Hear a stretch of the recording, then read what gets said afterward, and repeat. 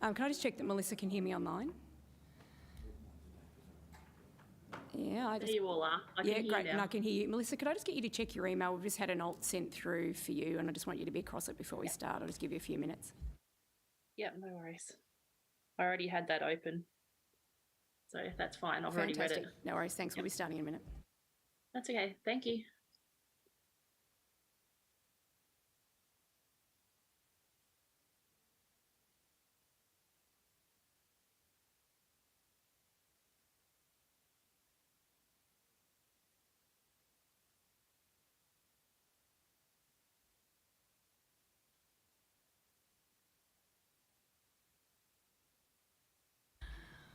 Okay, we're right to go down the back of the room. Fantastic, thank you.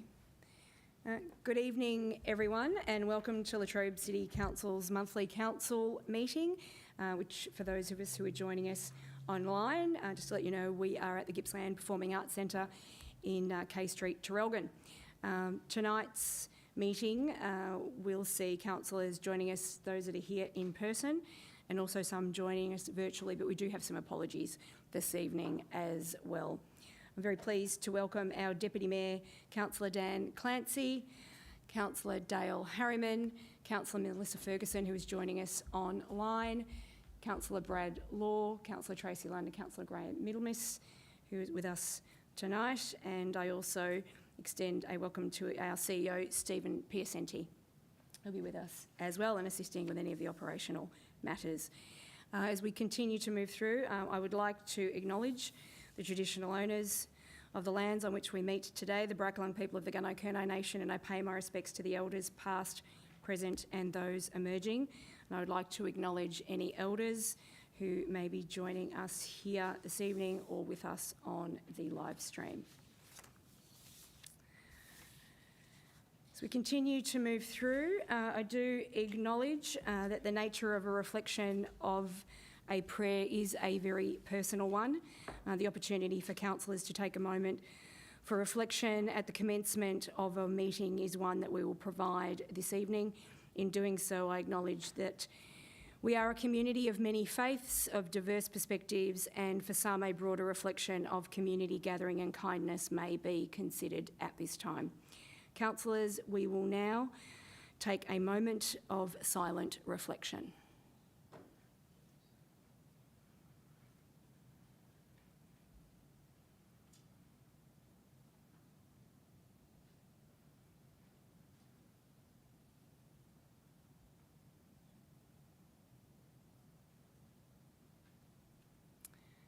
Thank you, councillors. Now move on to the housekeeping for the evening. To those of you who haven't had the opportunity to join with us before, we'll go through all of that detail. For those who are returning, welcome back. As you may have seen as you came through, tea and coffee out in the foyer for you. Please make yourself available of those opportunities if you so wish, and if you require any assistance at any point in time, our governance team are here and able to assist at any point at all. Most of the information remains consistent with our previous meetings, with one slight alteration based on some feedback that we had received and an opportunity for our online councillors to be able to see as we come to speakers. But just a reminder for anyone who is participating in tonight's meeting that we conduct these meetings based on the accepted governance rules of the organisation. Those participating via audio link, also to be mindful that as well as capturing voice and image from within the room, we do also capture that from the online process. All of the governance rules relate to our processes of decision making and the manner in which we engage with the speakers who are presenting with us tonight. In previous meetings, you may have recognised that we're able to actually hear the voices of our speakers, but we weren't able to see them.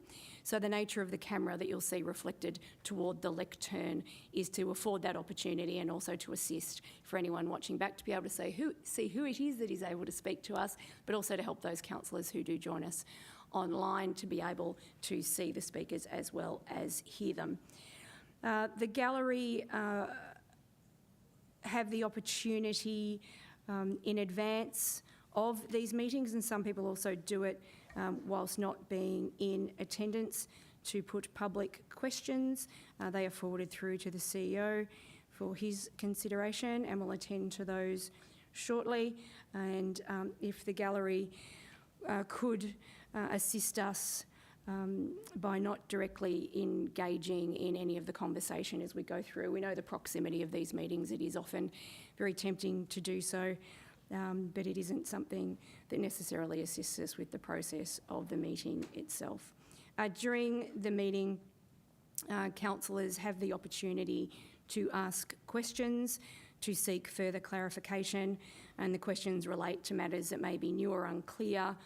They may be answered by our CEO or officers under his delegation if that's appropriate, and we'll direct those through the chair as so required. As we get to speakers, we will indicate to our speakers tonight, and we do have a number of speakers from the public who will be joining us this evening. They'll have 3 minutes in which to address council, and then the councillors at that point may choose to ask questions if they so wish. And just a reminder to any of our speakers that the nature of that opportunity to speak relates to the matters on the agenda and not to areas outside of that. And councillors will ask questions, of course, if they have them, but won't be entering into any level of debate. So that's pretty much the overview in relation to that. If anyone has any issues with the microphones, etc., when they're up there to speak to us, please let the team know and they will assist you with that. In continuing to move through, we do have 2 apologies for tonight's meeting. Councillor Sharon Gibson and Councillor Darren Howe will be registered as apologies in tonight's meeting, and we look forward to seeing them again very soon. We continue to move through, and we'll be carrying through the order of the agenda as presented. This evening we move on to item 4, which is the adoption of the minutes commencing on page 4 of tonight's agenda. Do I have a mover? Councillor Lund moving. Do I have a seconder, please, councillors? Councillor Clancy. Do I have any opposition?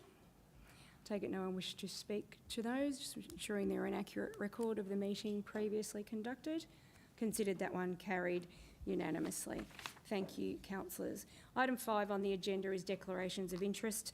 If anyone has a declared matter they wish to declare a conflict in or an interest regarding matters to be heard tonight that they would like to indicate, then they can do so at this point. The officers also have that opportunity. Councillors, is there anything you would like to declare?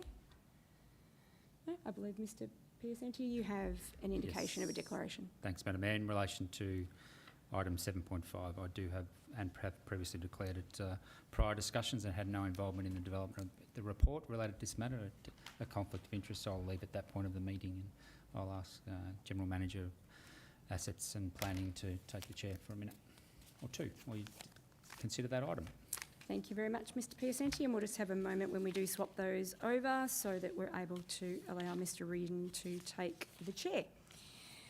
Okay. We will continue to move through. We now move on to the part of the agenda which is our public participation. This is where we hear from the community. Public questions is an opportunity for members of the public to lodge a question to be answered at the council meeting to clarify issues of public interest. Eligible questions received in writing by 12 noon on the Friday prior to the council meeting will be responded to by the CEO. For tonight's council meeting, we have 2 questions from the public regarding council's current complaint process in regards to councillors and a request for an update on the proposed skate park in Traralgon. I will now ask the CEO to work us through those questions and provide a response to each matter before we then move on to actual public speakers. Thank you, Mr Piacenti. Thanks, Madam Mayor. So the first question I have on my list is actually from Anne Wilson on behalf of the Traralgon Community Development Association. Just want to check if Anne or any of the members of the Community Association are in the gallery tonight. We do have some. Welcome. So our governance rules do allow for questions where the participants aren't in the gallery for them not to be tabled, not to be read out, but would be included in the minutes.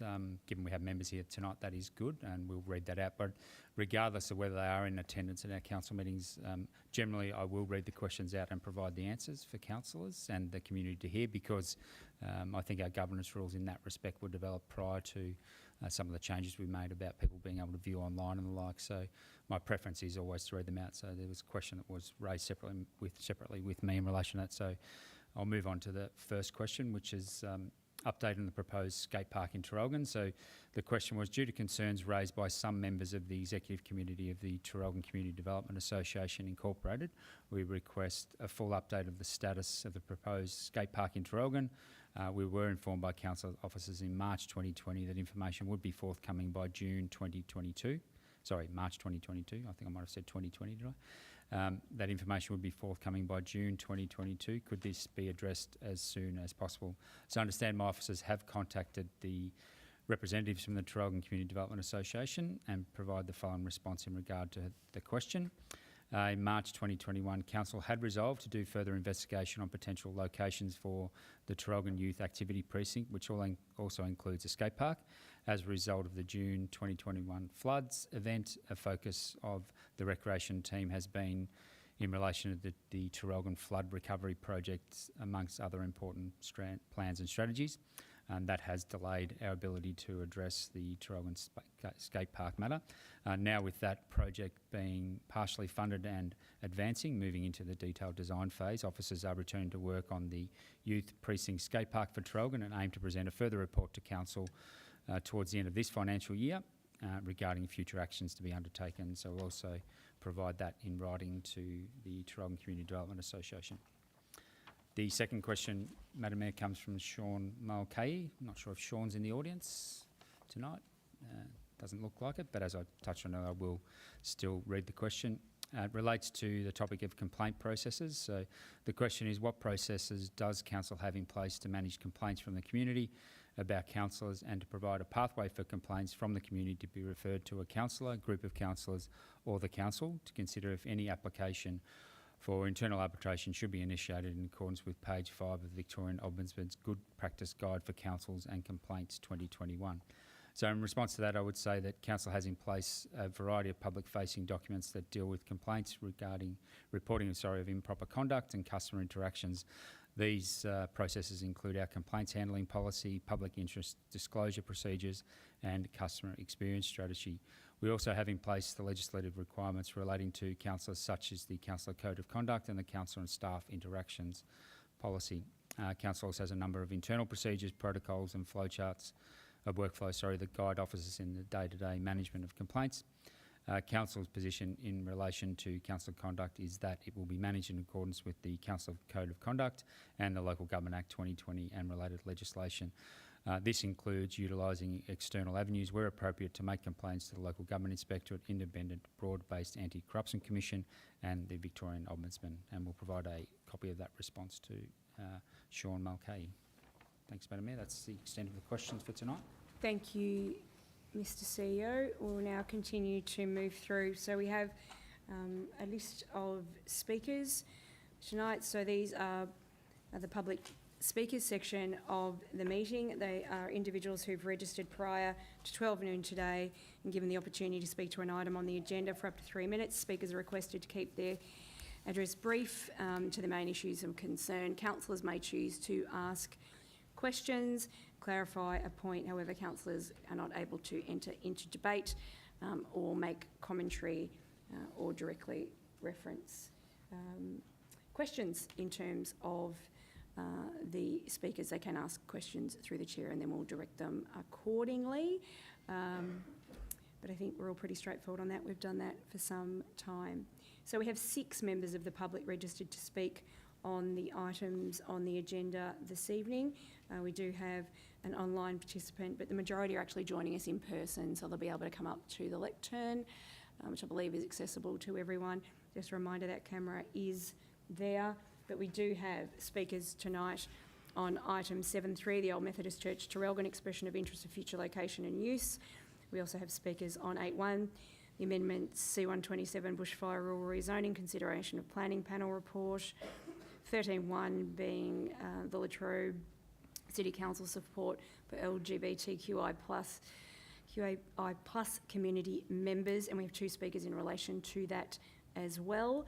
We'll continue to make our way through. They are in order of the reports presented to Council tonight. The first of our speakers, who is speaking on 7.3, the Old Methodist Church Traralgon expression of interest for location and use, is Jenny Hammett.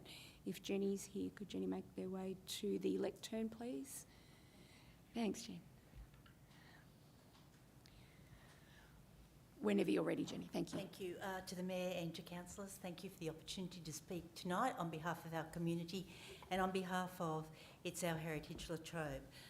Today, councillors have received a letter from our group asking that consideration be given to changing the motion that's before you in relation to the recommendation on the EOI. The basis of that is that on the 6th of December 21, Council unanimously agreed to a heritage assessment and community consultation and community engagement in relation to the future of the old church. Whilst the heritage assessment has occurred, the community consultation that was to occur hasn't taken place yet. So that letter is before you. I'd just like to speak to councillors about the heritage assessment, because part of our concern about the expression of interest is that at this point there are considerations that haven't perhaps been considered before the expression. We're not saying there should be no expression of interest, we're saying there is a lot of work to be done before that expression of interest takes place. And I read to you recommendations from David Helms's heritage assessment. Following the above, which is the costings that have been done, Council, in consultation with the local community, further explores the feasibility of relocating the former Wesleyan Church Chapel, having regard to the interim management guidelines set out in this report. This should include consideration of potential external funding opportunities or partnerships with organisations such as Working Heritage, which has recently relocated a similar weatherboard church in Woollett, which was threatened by the road upgrade. That received significant funding from the State Government of Victoria. There are some options there for Council to look at that. If the option of relocation is feasible, then the Latrobe City should commission a conservation and management plan to identify the most appropriate way of caring for the heritage. As someone who's been involved in the courthouse process, that conservation management plan is incredibly important. How we can receive an expression of interest before we've actually identified the needs to conserve individual elements is a little bit of a puzzle. So there are things that are yet to be done. Another area of really important consideration that must be considered before we even look at expressions of interest is, if it has to be physically removed, and it is an if, then it should be physically within Traralgon and ideally close to the historic centre of the town. It should enable the building to be visible from the public realm. It should enable the building, should be sited correctly, and that is with the front facing to perpendicular to the frontage. It was of a concern to us that none of those elements have been built into the report that's before Council tonight, and we believe that Council needs to be considering that, particularly given Council commissioned the report. That's about all I'd want to say, other than that there is very, very strong interest in our community, which we touched on last time, about heritage buildings, and we're seeing that all the time in the courthouse. It's not just coming from people in Traralgon. It's not an exaggeration to say in the last 7 weeks we have had literally hundreds of people in the courthouse walking in and saying, wow, and how much we need to keep our heritage buildings. So the interest in the community in this building is absolutely genuine. Thanks, Jenny. Happy to stay with us and answer any questions if we have them. Absolutely. Thank you. Councillors, any questions you'd like to discuss? Yeah. Councillor Clancy? Jenny, just wanted to ask about the conservation management plan. What's the process for that? Timelines, costs, things like that? So that would be something that Council would have to commission from a heritage consultant, Dan, and in terms of how long that takes, it's difficult to say, I suppose. I couldn't give you what the costings around that are, but I know when the expression of interest process took place for the courthouse, and it took about 7 or 8 years for that process to actually end up having anybody go into the courthouse. The Conservation Management Plan was the thing that kind of let things down. Whilst this building doesn't have a Heritage Victoria rating, clearly it was assessed as significant in 93, it was then overlooked, and it's been significant again. So it really needs to have a plan so that when there is an expression of interest, whoever takes on the building or whatever happens to the building, those things that matter most in terms of the heritage values are recognised, considered and managed.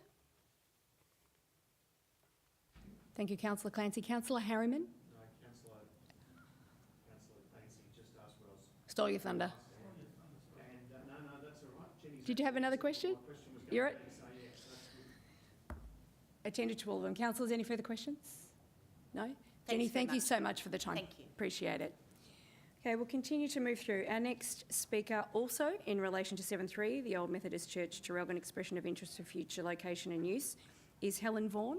Is Helen with us this evening?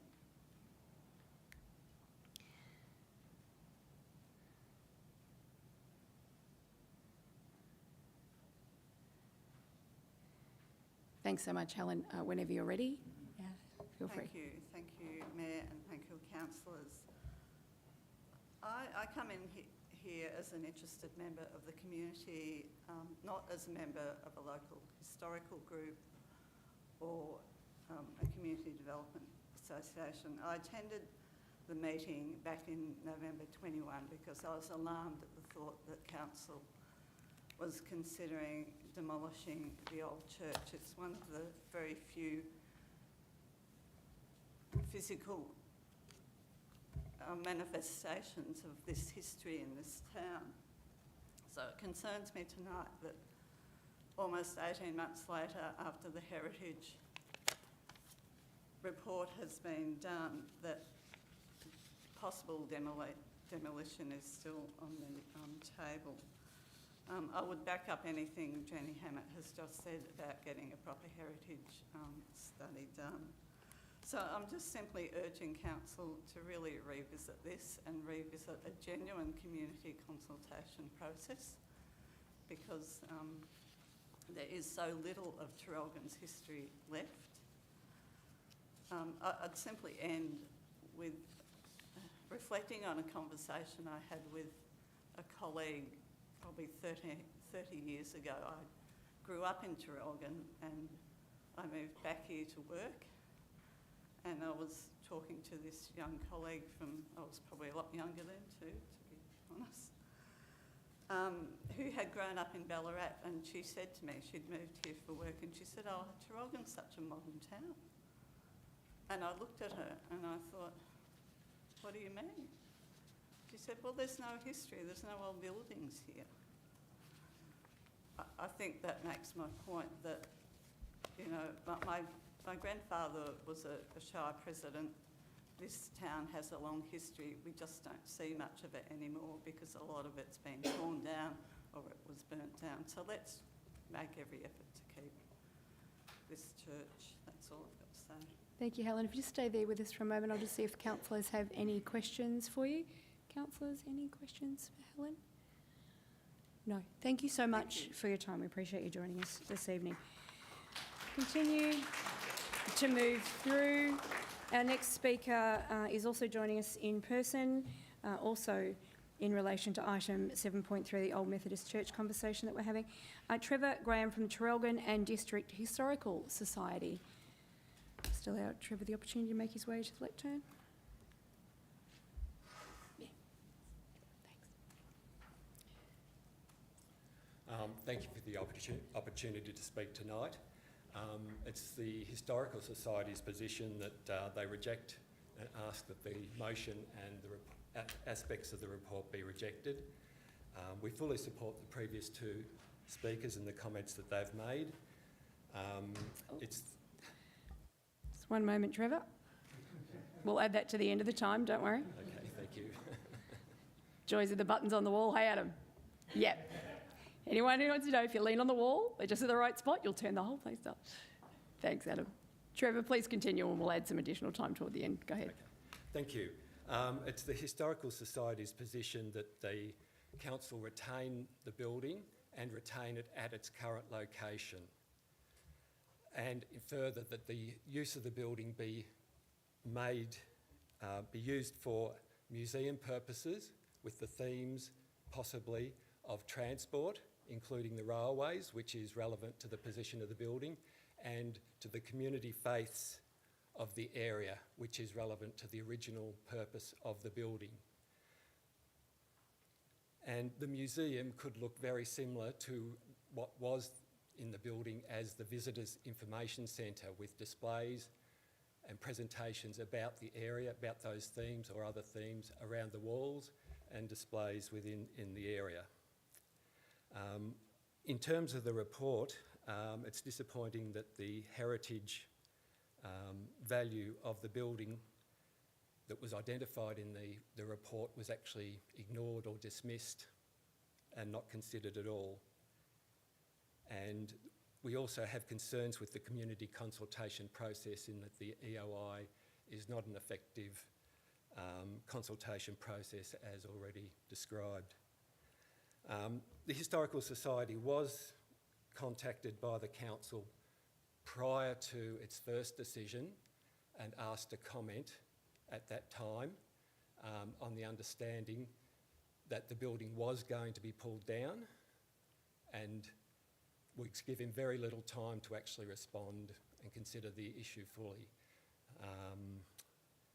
So because of and since then, there's been the public meeting, which expressed concern about the state of the building and the demolition of the building, and also the heritage report, which has identified that it does have local community heritage significance. Since that time, there's been no correspondence or consultation between the council and the Historical Society on that point. The Historical Society is willing to work with council to develop an appropriate plan to keep the building as is and help refurbish and save it for the community. In closing, I'd just like to say that whenever anybody looks at the old photos of the streetscapes and the buildings in the town, they always comment and lament about the buildings that are no longer there and the history that has been lost. We have the opportunity today to save one of the oldest buildings in the city.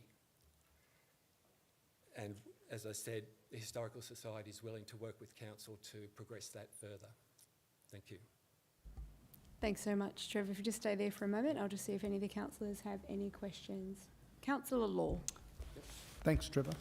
Just a quick question on the fact of the Historical Society. Would they, if it becomes a static display of some description, would they be prepared to volunteer the hours to maintain the opening of that premises for whatever time? Yeah, well, it depends on hours. Oh, that's what I mean, availability, yep. But certainly, definitely. Yep. As well as developing the actual displays and the information and the photos and whatever else is contained within the display. Yep. Okay, thank you. Thanks, Madam Mayor. Thanks, Councillor Law. Councillors, any further questions? No? Trevor, thank you so much for your time. Thank you for joining us this evening.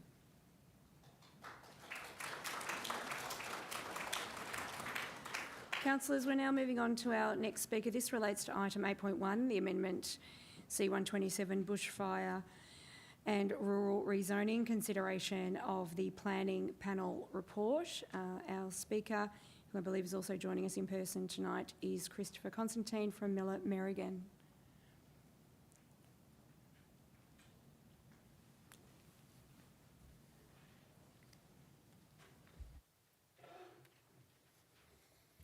Thank you, Madam Mayor and councillors, for the opportunity to speak to you this evening.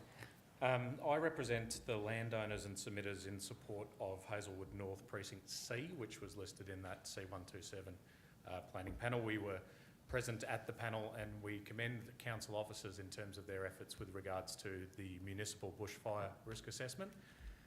As a consultant who works in this space across Victoria and into New South Wales, I think Latrobe is very much at the forefront of that type of work. changes that were made after the fires to the clauses that are listed in this section. So Ministerial Direction 11 and Clause 1302 of the scheme really require this type of work to be done for all of the rural municipalities, and I'm not aware of anyone else who has progressed. So I think that's important to note. Tonight, we're not necessarily speaking against the motion, but I think it's important for us to highlight the land that we're talking about was submitted for rezoning to low-density residential in 2019, and this piece of work is probably the key consideration as to a decision either for or against that proposal.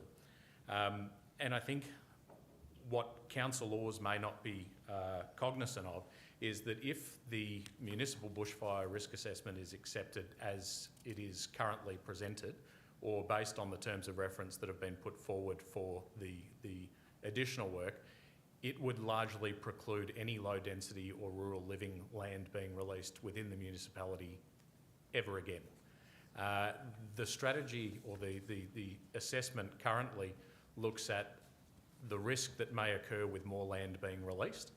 And our experience is that the ministerial direction speaks to more than that. It talks about addressing the vulnerability of existing communities. And what we don't have at the moment is any direction in the motion put forward which says for the bushfire consultants to look at opportunities to improve resilience and the vulnerability of those communities. So what I think was missed, and it formed part of our submission to C127, was can we look at opportunities to improve the interfaces of the existing townships to decrease the risk to those existing residents. At the moment, most of the townships within Latrobe don't meet the current planning requirements for bushfire safety. So perimeter roads, availability of water sources for firefighting, all these types of things. And so I think there's a significant missed opportunity there. A number of the submitters that we represent are professionals and people who are looking to move to the area, and I think if we only offer small blocks within the existing townships, we're going to miss the opportunity to attract a number of professionals. And the Latrobe Regional Hospital is the big example of that. I think almost half of our submitters are people who want to live and work, doctors, nurses, skilled people, and they want to have a little bit more space than a standard residential block. If it goes ahead as it is currently phrased and termed, the strategy will only look at precluding that type of development and not look at the opportunities to improve the resilience of the communities as per the ministerial direction. Thank you so much. Chris, will you just stay with us for a moment? I'll just see if the councillors have any questions. Councillor Harriman. Thanks, Madam Mayor. Chris, I'm going to try and phrase this, I'm not leading questions. You're saying if we put through what's currently there, in your experience, your estimation, all rural living would be off the chart, off the board for. Correct. I think the assessment that you'll get will talk to the risks of any new development, not the opportunities for improving the existing communities. And I think I understand risk when it comes to bushfire is a significant consideration, but we also need to understand that there's risks to our existing communities as they are now. Yep. So, looking at the report, from your experience, what needs to be put in there? Very short answer, but I know it's a lot. But what could be done to actually mitigate those issues? Our suggestion is that the motion that's put forward tonight just have an additional line item added, which is an investigation into opportunities for improving the interfaces of existing communities. Done. And that solves it? That solves it. Done. Thank you very much, Chris. Thank you, Councillor Harriman. Thank you, Chris. Councillors, any further questions? No.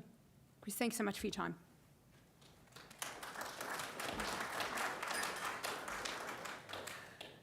Okay, we'll continue to move through. Our next speaker, also on item 8.1, amendment to C127 bushfire and rural rezoning, consideration of the planning panel report, is David Somerville. I believe David is joining us online. We'll just allow the opportunity for that to connect in.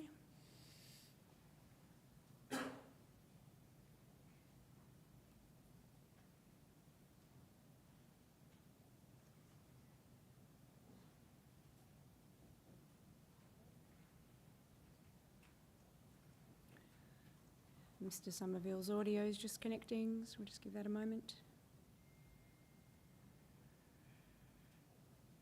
Mr Somerville, can I just check that you can hear us clearly?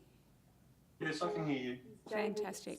Mr Somerville, you've got 3 minutes with which you can address council, and then we'll have the councillors ask any questions if they have anything for you. If you'd like to go ahead. Okay. Good evening, Madam Mayor and councillors. Thank you for your time this evening. I want to speak in regards to the C-127 and the bushfire.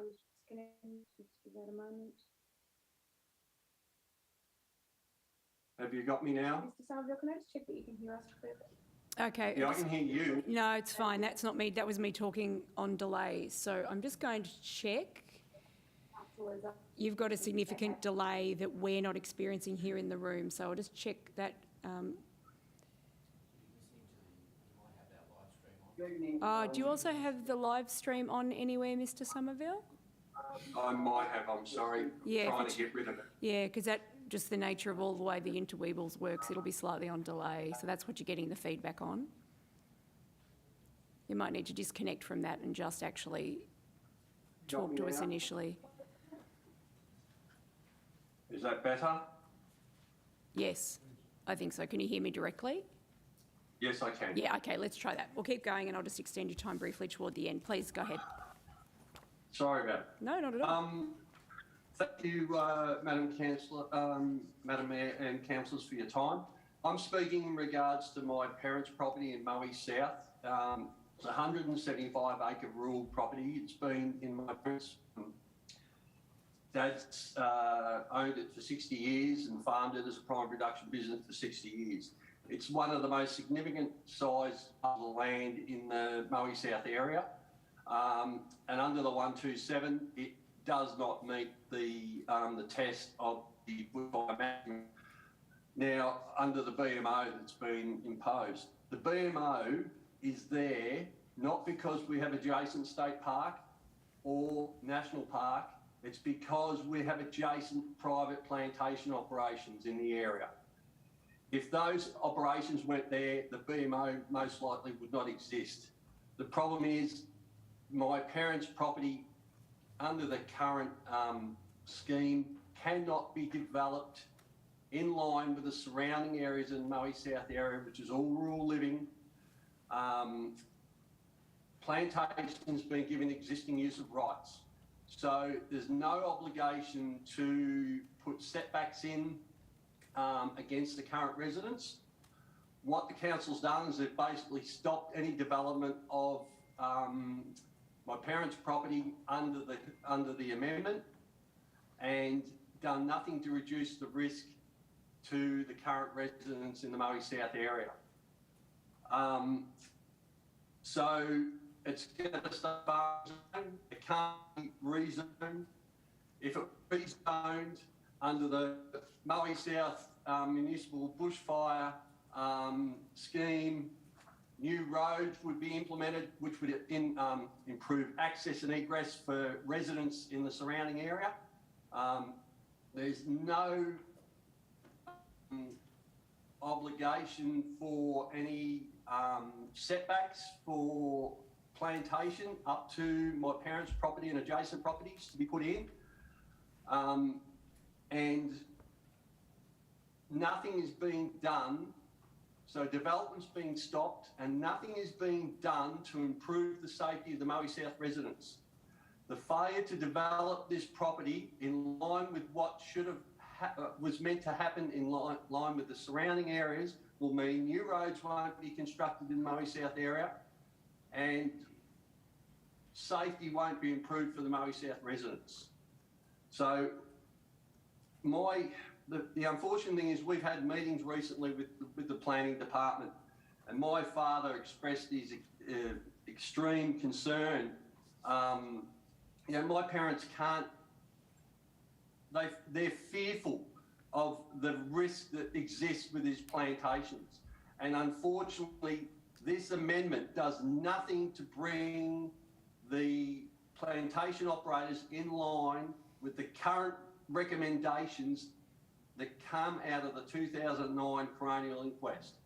They've got existing use of rights. It is wrong. There's residents behind my parents that are directly in line with the plantation on the west side. And we need to do something to protect the residents that are here. Stopping development doesn't do that. It stops new roads going in. It stops the implementation of making these high-risk operations safer. Nothing's been done to do that. So the whole philosophy around this 127 amendment, in my opinion and my parents' opinion, is flawed. Okay, thank you, Mr Somerville. I'll just give councillors the opportunity to ask any questions. Councillors, any questions at all in relation to this? No? Thank you very much for your time, Mr Somerville. If you're able to disconnect from us now, you'll be able to join us again on the live stream. Right, thank you. Thank you for your time.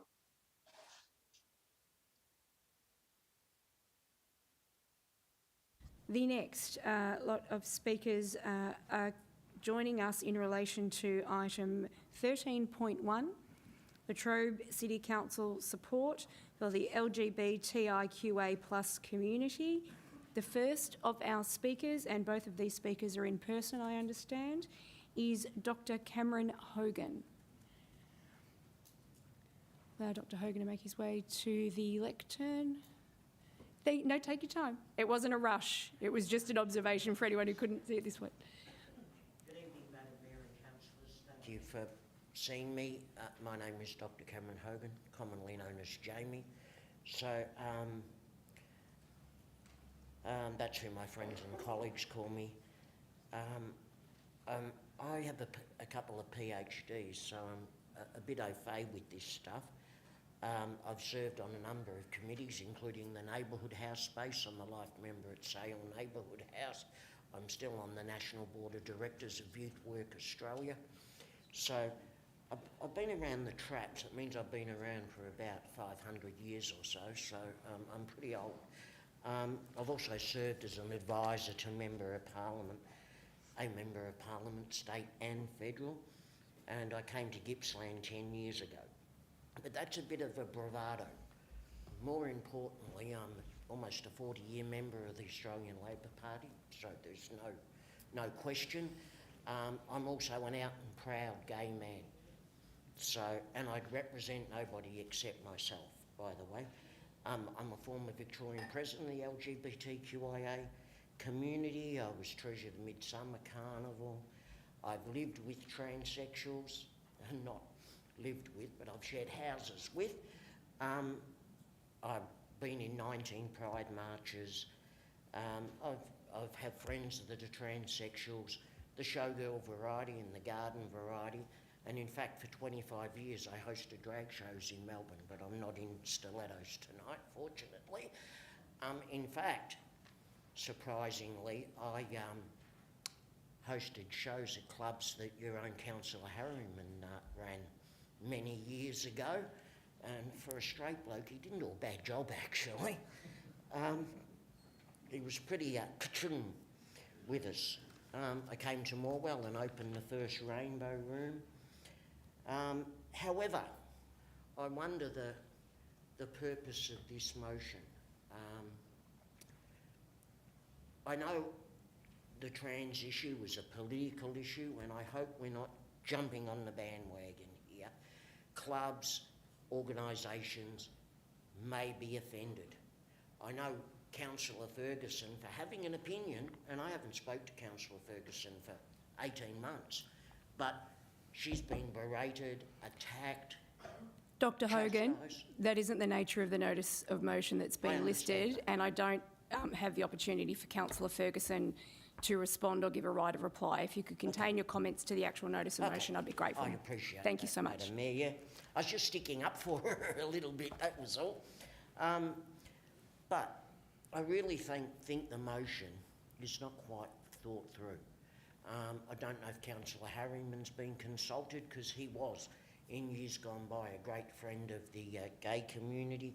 I wonder if people like Debbie Wallace and Mama Kaz Lawton who started the first Rainbow Collective have been consulted.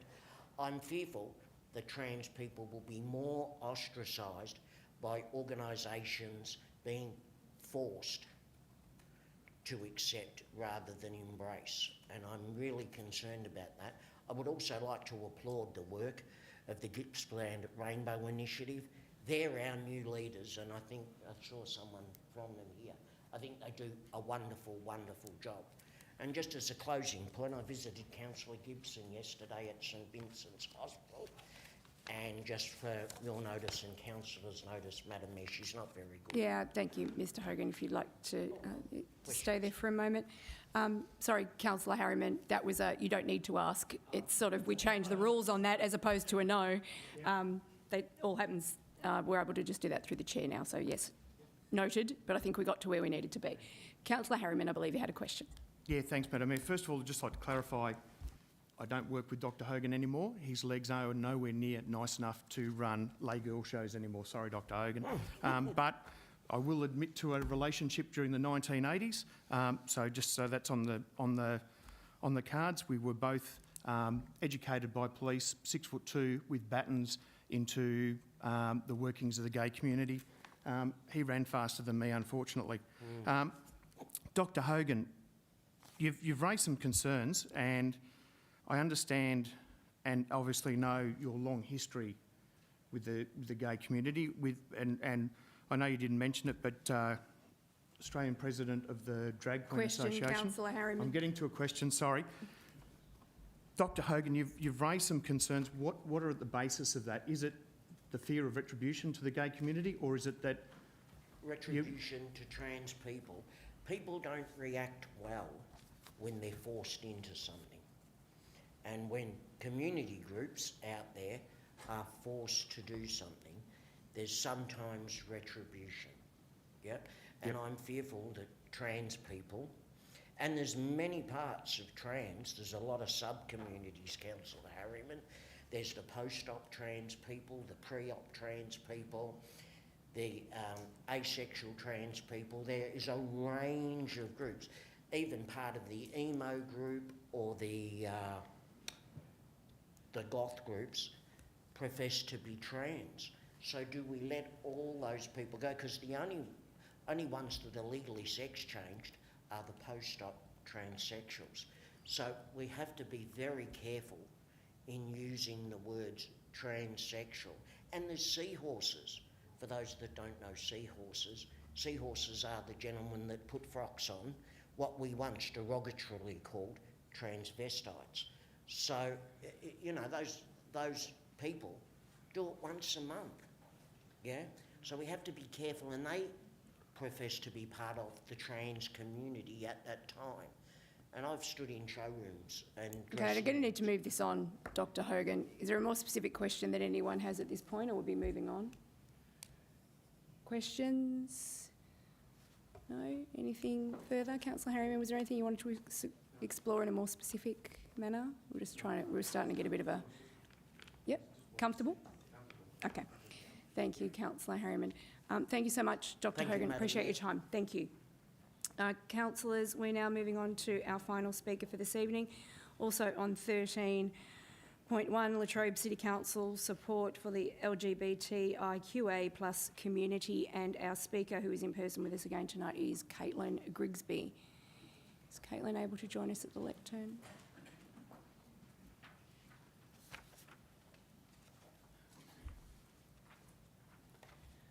Thank you, Madam Mayor. Thank you, councillors, for the opportunity to speak. Thank you for those present in community. My name is Caitlin Grigsby. Forgive me, I'm going to read off my page. I'm the proud chair and founder of the Gippsland Pride Initiative, the LGBTQIA community charity for the 6 regions of Gippsland.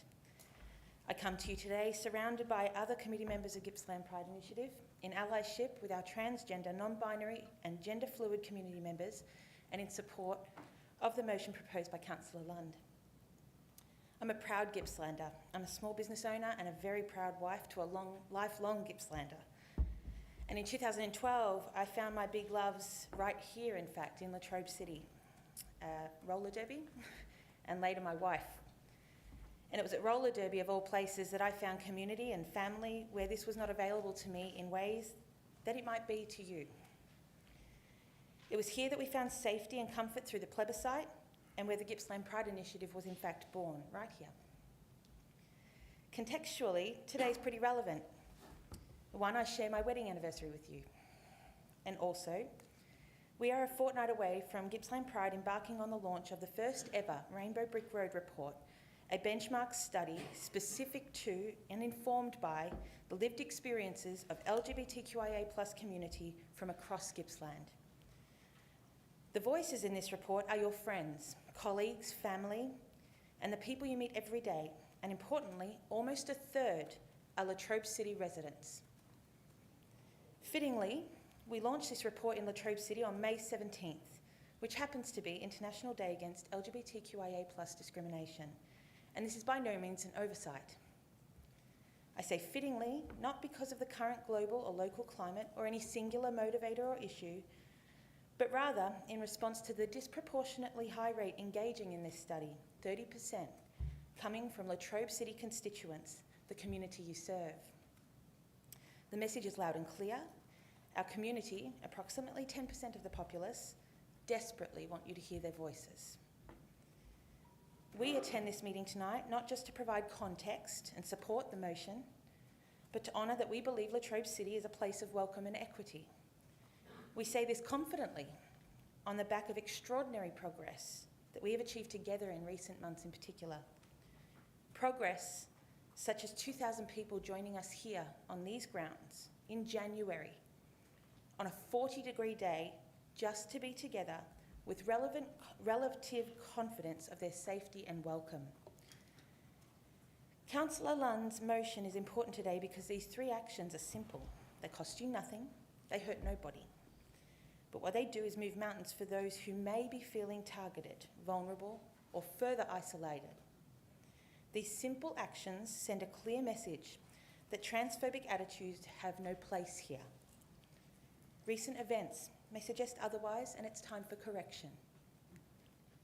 We believe firmly that Latrobe City is a place of extraordinary effort for our community and towards equality. We've seen it with our own eyes. Now is the time for Council to affirm that transphobia is not consistent with the values and experience to be found here in Latrobe City. And we ask Council tonight to support this motion, and we welcome the opportunity to support your learning and your efforts along the way. Thank you for the opportunity to speak. Thank you, Caitlin. If you stay with us for a moment, I'll just see if councillors have any questions for you. Councillors, any questions? No, no one here, no one online. We're good. Caitlin, thank you so much for your time.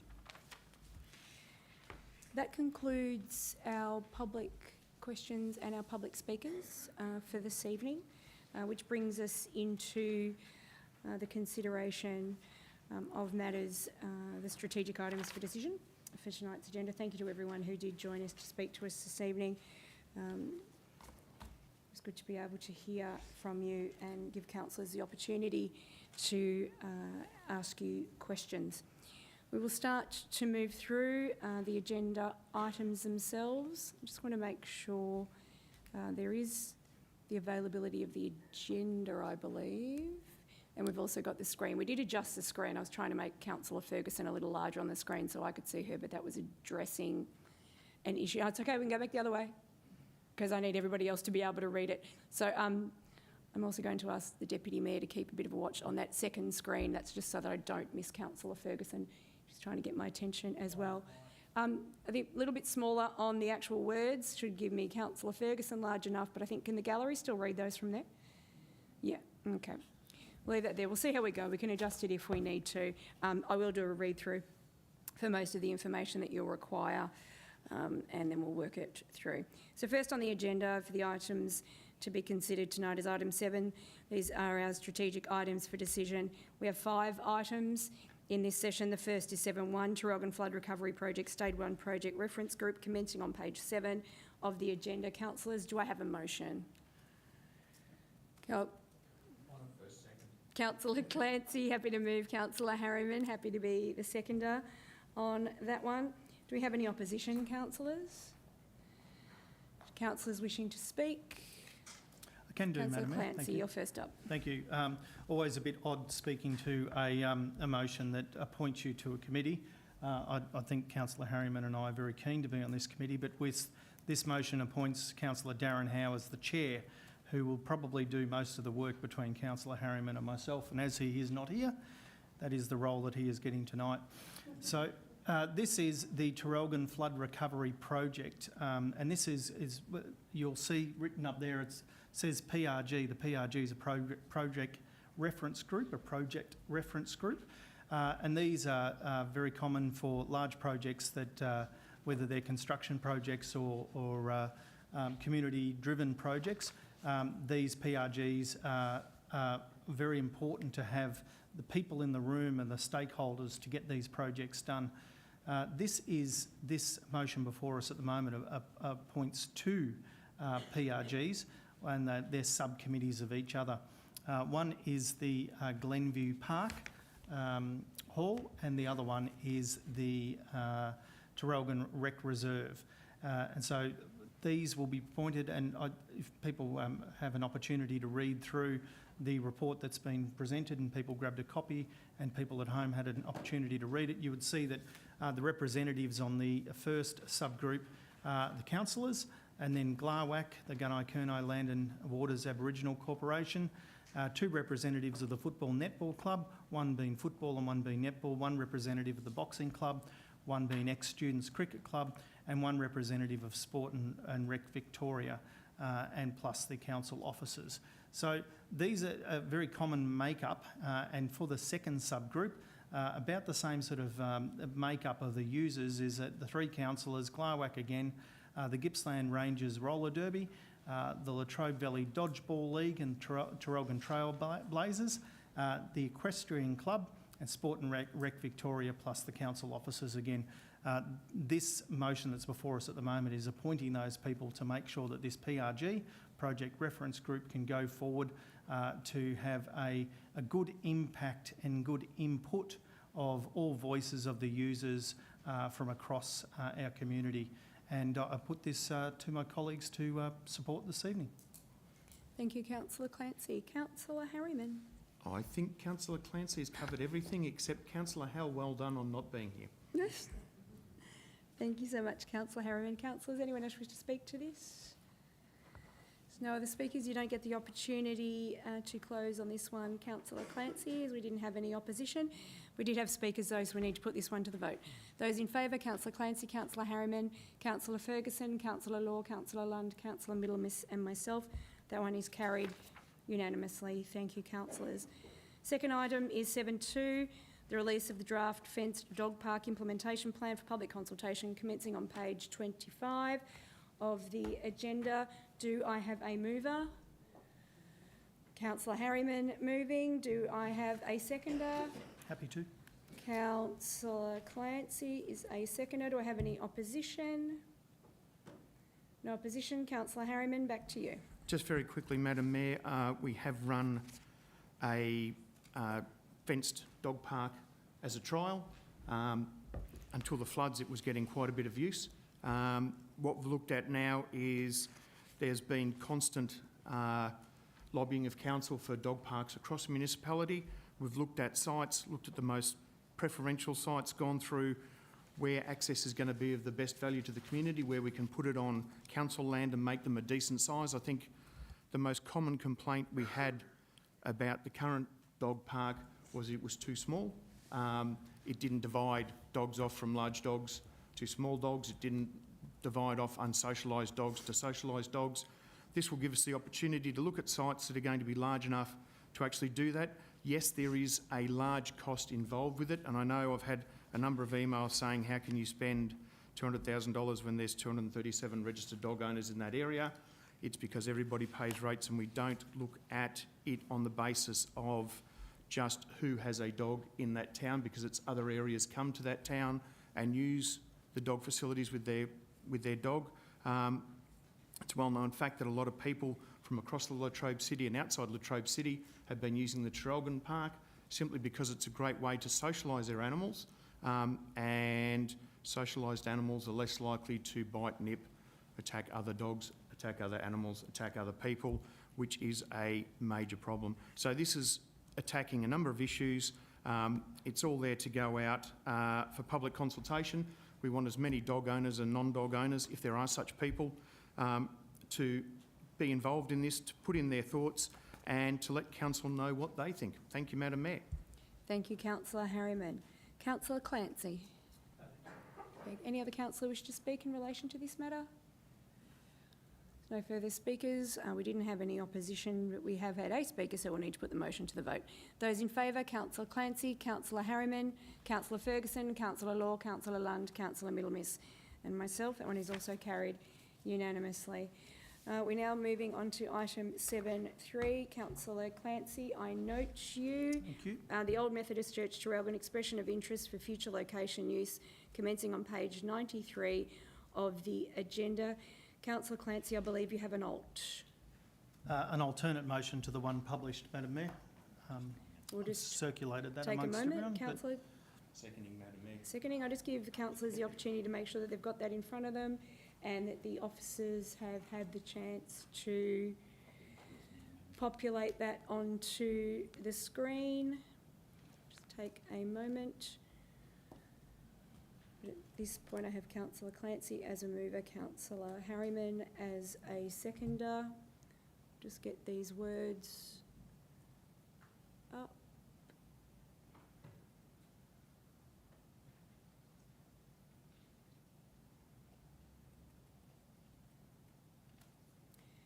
Councillor Clancy, without entering into debate, would you mind just reading through for me how your alt reads? Absolutely, I can do that, Madam Mayor. Just I hope that councillors received that. Do apologise that it was sent so late. There was a little miscommunication between the CEO and I as to who was sending it out to the councillors, so sorry about that. That the alternate motion reads that council allocates $86,000 plus the GST from the 22-23 full year forecast surplus to be utilised in relation to the future of the Old Methodist Church. Nothing has changed from the published there. Point 2, undertakes further community consultation seeking proposals for the future use and location of the Old Methodist Church as generally outlined in attachment 1. 3, that the Chief Executive Officer approves a community and stakeholder engagement plan prior to the commencement of further community consultation. And 4, that is, the council is provided a future report detailing the outcomes of the submissions received following that consultation phase. Thank you, Councillor Clancy.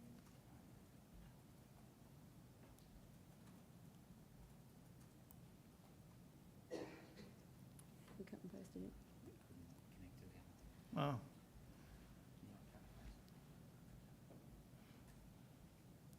Councillors, I'm just going to check, because on the basis of if you are clear and you have this before you and you understand what it is, I think we're going to be able to move into debate without delaying the process. Councillors, you all have a copy of the alternate motion before you. You're all comfortable to proceed at this point? That'll allow the officers just keep typing while we move through. So I have a mover for the alt. For those joining us in the gallery or online, you will see. Yeah. Okay, we're going to... You sure? We can hold tight? Okay.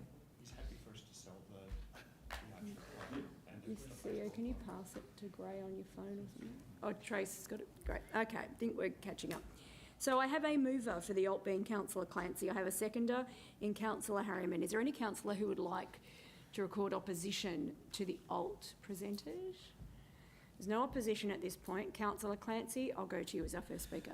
No opposition. I feel like I'm entering into debate with myself, Madam Mayor. But sorry? No, look, I think that and thank you very much to our speakers who came and spoke to us this evening about the Old Methodist Church. And you will see from the report that's been published and from the speakers this evening that it has had a long history, and not just a historical history, but it's had a long history before this council. Back in 2018, we resolved to move the visitor information into this building when it was built.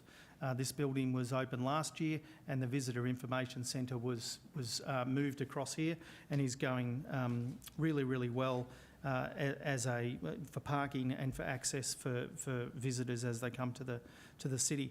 with that left us a building that we needed to do something with, and the idea of demolition came up, that council had no need for the church themselves, and so it was discussed what we should do with it, and we were given a number of options. It was decided in November 21 that we would demolish the building, and I don't think, it's fair to say, there's no one that really wanted to do that, but we were left with no other option. Now with that, the community came forward and said, we think there are other options, and we said, well, let's listen to you. So we put a bit of a stay on that, and we waited, and we said that we would undertake some broader consultation with the community. Now, this is where I suppose we come into the bit where that broader consultation probably hasn't been done as well as what it could have, and some of our speakers mentioned that tonight. The broader consultation is required, and I think that at risk of continually to consult and continuing to ask people what they think without making a decision, we are just putting off a hard decision. But that's not what this is about. This is about making sure that all areas are covered, all bases are covered, that we need to make sure that we are asking the community, we are asking the business sector, we are asking the arts sector, we are asking the government what other options there are before we say we're going to sell it for a bob to someone and let them truck it away, or it's going to be demolished. So we need to look at that, and I think that the expression of interest process may be a part of that, but it needs to come first to the community, and we need to talk to the community about that. What's written in the current report is that it needs to be a written expression of interest. I think that there's more work that we can do, and that we can actually go out to the community and have pop-ups and sit and listen to people and ask them, have their ideas. Now, if someone comes up with an idea from that, or the Department of Transport or VicTrack or wherever's land it is on comes to us and says, actually you can stay there, that'll be a part of the consultation. So we need to do that. And it is worthwhile noting that this is a church that we are managing, and it is a church that is sitting on land that we do not own. And it makes it really, really difficult. We would love for it to stay there. We'd love for it to stay there and have a purpose. But we can't. It's not our land. It's sitting on there on a month-by-month lease. And we need to make sure that we go to the community and gather all the thoughts through that consultation process. And hopefully this alternate motion does that. Thank you, Councillor Clancy. Councillor Harriman? I'm aware Councillor Clancy borrowed some of my time, so I'm just going to use a minute. Sorry, I didn't have a clock. I had absolutely no way of working that out. I was laughing at that, Madam Mayor. I saw that was happening. You saw it was happening? I just wanted to point out, as Councillor Clancy this came about because VicTrack, who own the land, advised council that the Methodist Church had to be removed, that they wanted it off that site. They have other plans for it, that we couldn't get a long-term lease for it, that it's on a month-by-month lease, and we can get no guarantee each month how many more months we'll get. We have asked for 6 months, 12 month, 2-year lease, and I believe been denied on all of it. This is not something that council wanted to do. It's something that's been thrust on council. As Councillor Clancy has pointed out, we don't own the land, so we can't keep it there. But I'm really glad that Councillor Clancy has put up the alternate motion. It's really good to see that we're actually going to undertake a fulsome community consultation and see where we can go with this. And I have to advise Councillor Middlemiss, we promise not to do anything to the mortal associations to steal money off them to get it. Thank you, Madam Mayor. Thank you, Councillor Harriman. We didn't have any opposition, but do any councillor wish to speak? Any other councillors? No. For the gallery, these are the words as read by Councillor Clancy. So this is the nature of the debate we've been having. Councillors did have this available to them. Councillor Middlemiss, can I just check you're comfortable? You've seen it? You're good now? Okay. So we will now... We haven't had speakers. Sorry, we have had speakers. We didn't have opposition. We now put the matter to the vote. Those in favour, Councillor Clancy, Councillor Harriman, Councillor Ferguson, is that a hand? Yep, thank you. Councillor Law, Councillor Lund, Councillor Middlemiss and myself. That one is carried unanimously. Thank you so much, councillors. Councillors, moving on to the fourth item. This is 7.4, additional car parking. Moe, build a case for VicTrack and invite business proposals. Page 144, the councillor agenda. Councillor Law, I note you. Moving? Moving. I have a seconder? Councillor Middlemiss. Any opposition? Councillors? There's no opposition. Councillor Law, back to you. Madam Mayor, before Oh, Councillor Law yeah. speaks, could I ask a question? Sure. Only came to me today reading this motion where it says, writes to the Minister for Transport and Infrastructure requesting the reinstatement of public car parking access to Lot 11. Given this will form a letter to the Minister, would we not be better to identify that as VicTrack Moe Lot 11? Through you, Mr. CEO. There'd be a million Lot 11s in Victoria. There would be quite a few. You're correct, Councillor Middlemiss. So we can probably improve the reference to that in terms of VicTrack owned land or managed land being Lot 11 in that precinct. Comfortable with that slight adjustment, councillors, before we proceed? Councillor Law, you were the mover, you're comfortable? So we'll just make sure we make clear on that. Thank you, Councillor Middlemiss, for highlighting that. Councillor Law. Thanks, Madam Mayor. Just quickly, this Lot 11 is within 15 metres of the Moe Railway Station, which at the moment just grows weeds. It is another piece of infrastructure owned by VicTrack that they don't want to do anything with. It is absolutely paramount that this desolate piece of land, which was a service station, but is so important to the car parking of Moe and also to the amenity and the look of the town, with a new $6 million skate park being just built just over the railway line within 20-30 metres of the railway track. It is an eyesore at the moment, and it certainly needs to be turned into something that is far more valuable, and that would be a car park, and a letter to VicTrack and some resolution would be great, as the same as it is in Tarralgon, which we'd like to find out about VicTrack. Thank you, Madam Mayor. Thank you, Councillor Law. Councillor Middlemiss. Thanks, Madam Mayor. Councillor Law has covered it in detail. I'll just add that I can remember parking on this lot, and any closing up, excuse me, any closing up of locking car park access out of an area in an expanding area like Moe is just wrong, and there's no logic whatsoever for locking this area up. I just cannot see what VicTrack are trying to achieve here, so I completely support. Let's write to the Minister, point it out to the Minister, and let's get it back open again, used by people in Moe, particularly those wanting to use the train in that area there. Thank you, Councillor Middlemiss. Councillors, anyone else wish to speak? I only cough when I speak. No, we don't have any opposition, but we have had speakers. We'll put it to the vote. Those in favour, Councillor Clancy, Councillor Harriman, Councillor Ferguson, Councillor Law, Councillor Lund, Councillor Middlemiss and myself. Continue to move through. Fifth item is 7.5, petition for no B double trucks to be allowed in residential area. Our CEO will be leaving us for this one under declared interest. Mr Reardon will be joining me in relation to taking Mr Piacenti's spot. We'll just allow that to happen, and then we will get into consideration of this particular item. Welcome.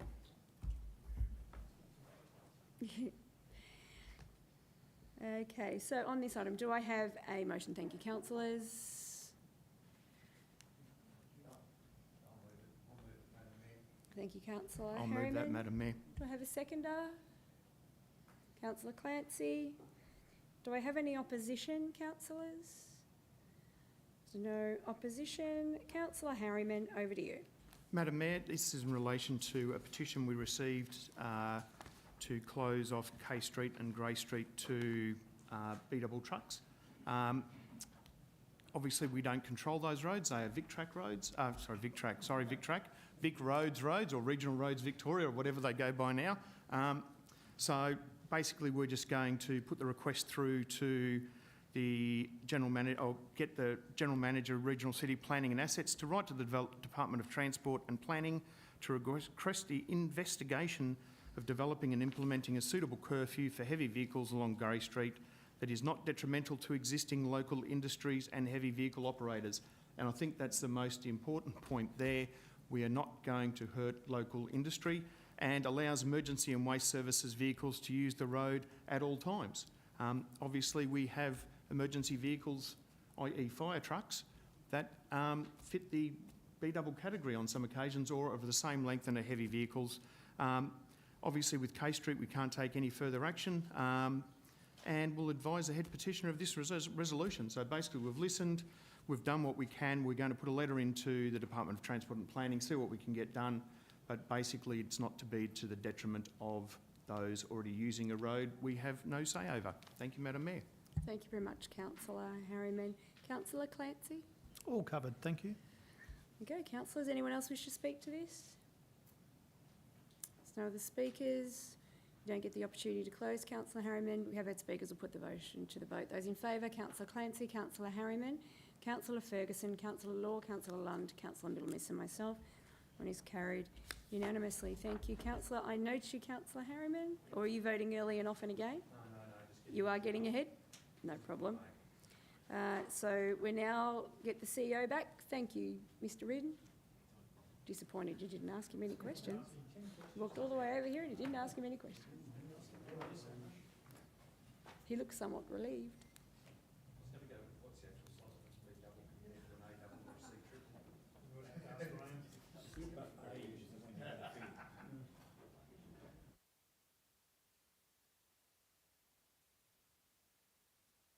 Yep, CEO's back with us. Then we will be moving towards 8.1. Okay, I noted Councillor Harriman, but we're on to 8.1, the amendment of C127 bushfire and rural rezoning consideration of planning panel report commencing on page 170 of your agenda. Councillor, did you indicate an alt? I'm just thinking, I know Chris Constantine got up and mentioned that they'd like an extra line put in, which started with investigating information, and then my pen ran out of ink. Do you need 5 minutes, I reckon 5 minutes would be councillors? really good if I could. Councillors, I'll move for an adjournment for 5 minutes. Can I have a seconder, please? Councillor Clancy, any opposition?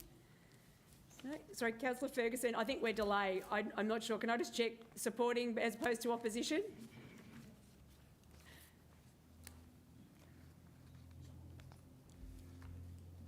Yeah, I think we're okay to proceed. I think it was Yep. just delay that made it look like, yep, okay, we're good. Okay, no problem. We'll take an adjournment for 5 minutes to try and work that through, and then we'll come back and consider that matter. Thank you so much. If anyone wants to grab a cuppa while we're doing this, probably a good opportunity now.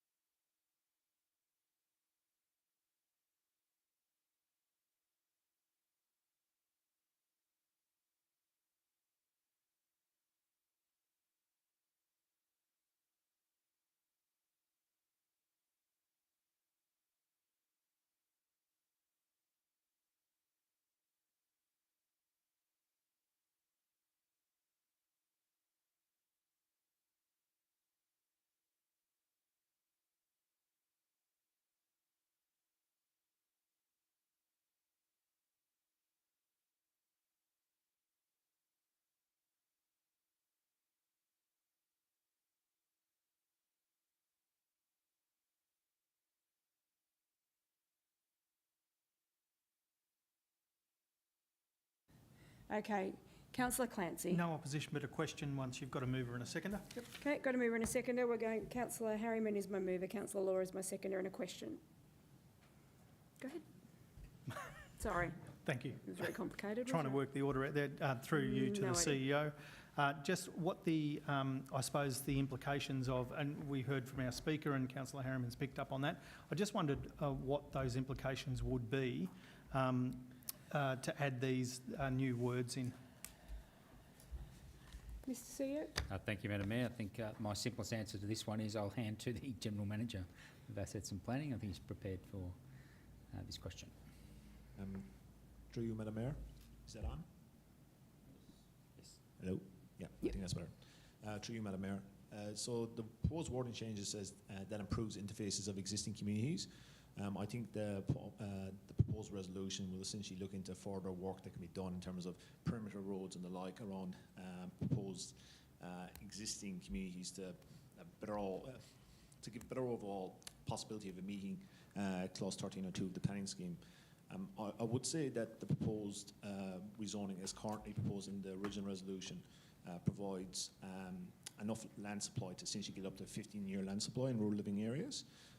There is probably other context of wording that could be used if council so wish to consider investigating further possible locations for rural living and low density opportunities that may also address some of the concerns that some of the speakers have spoken about tonight.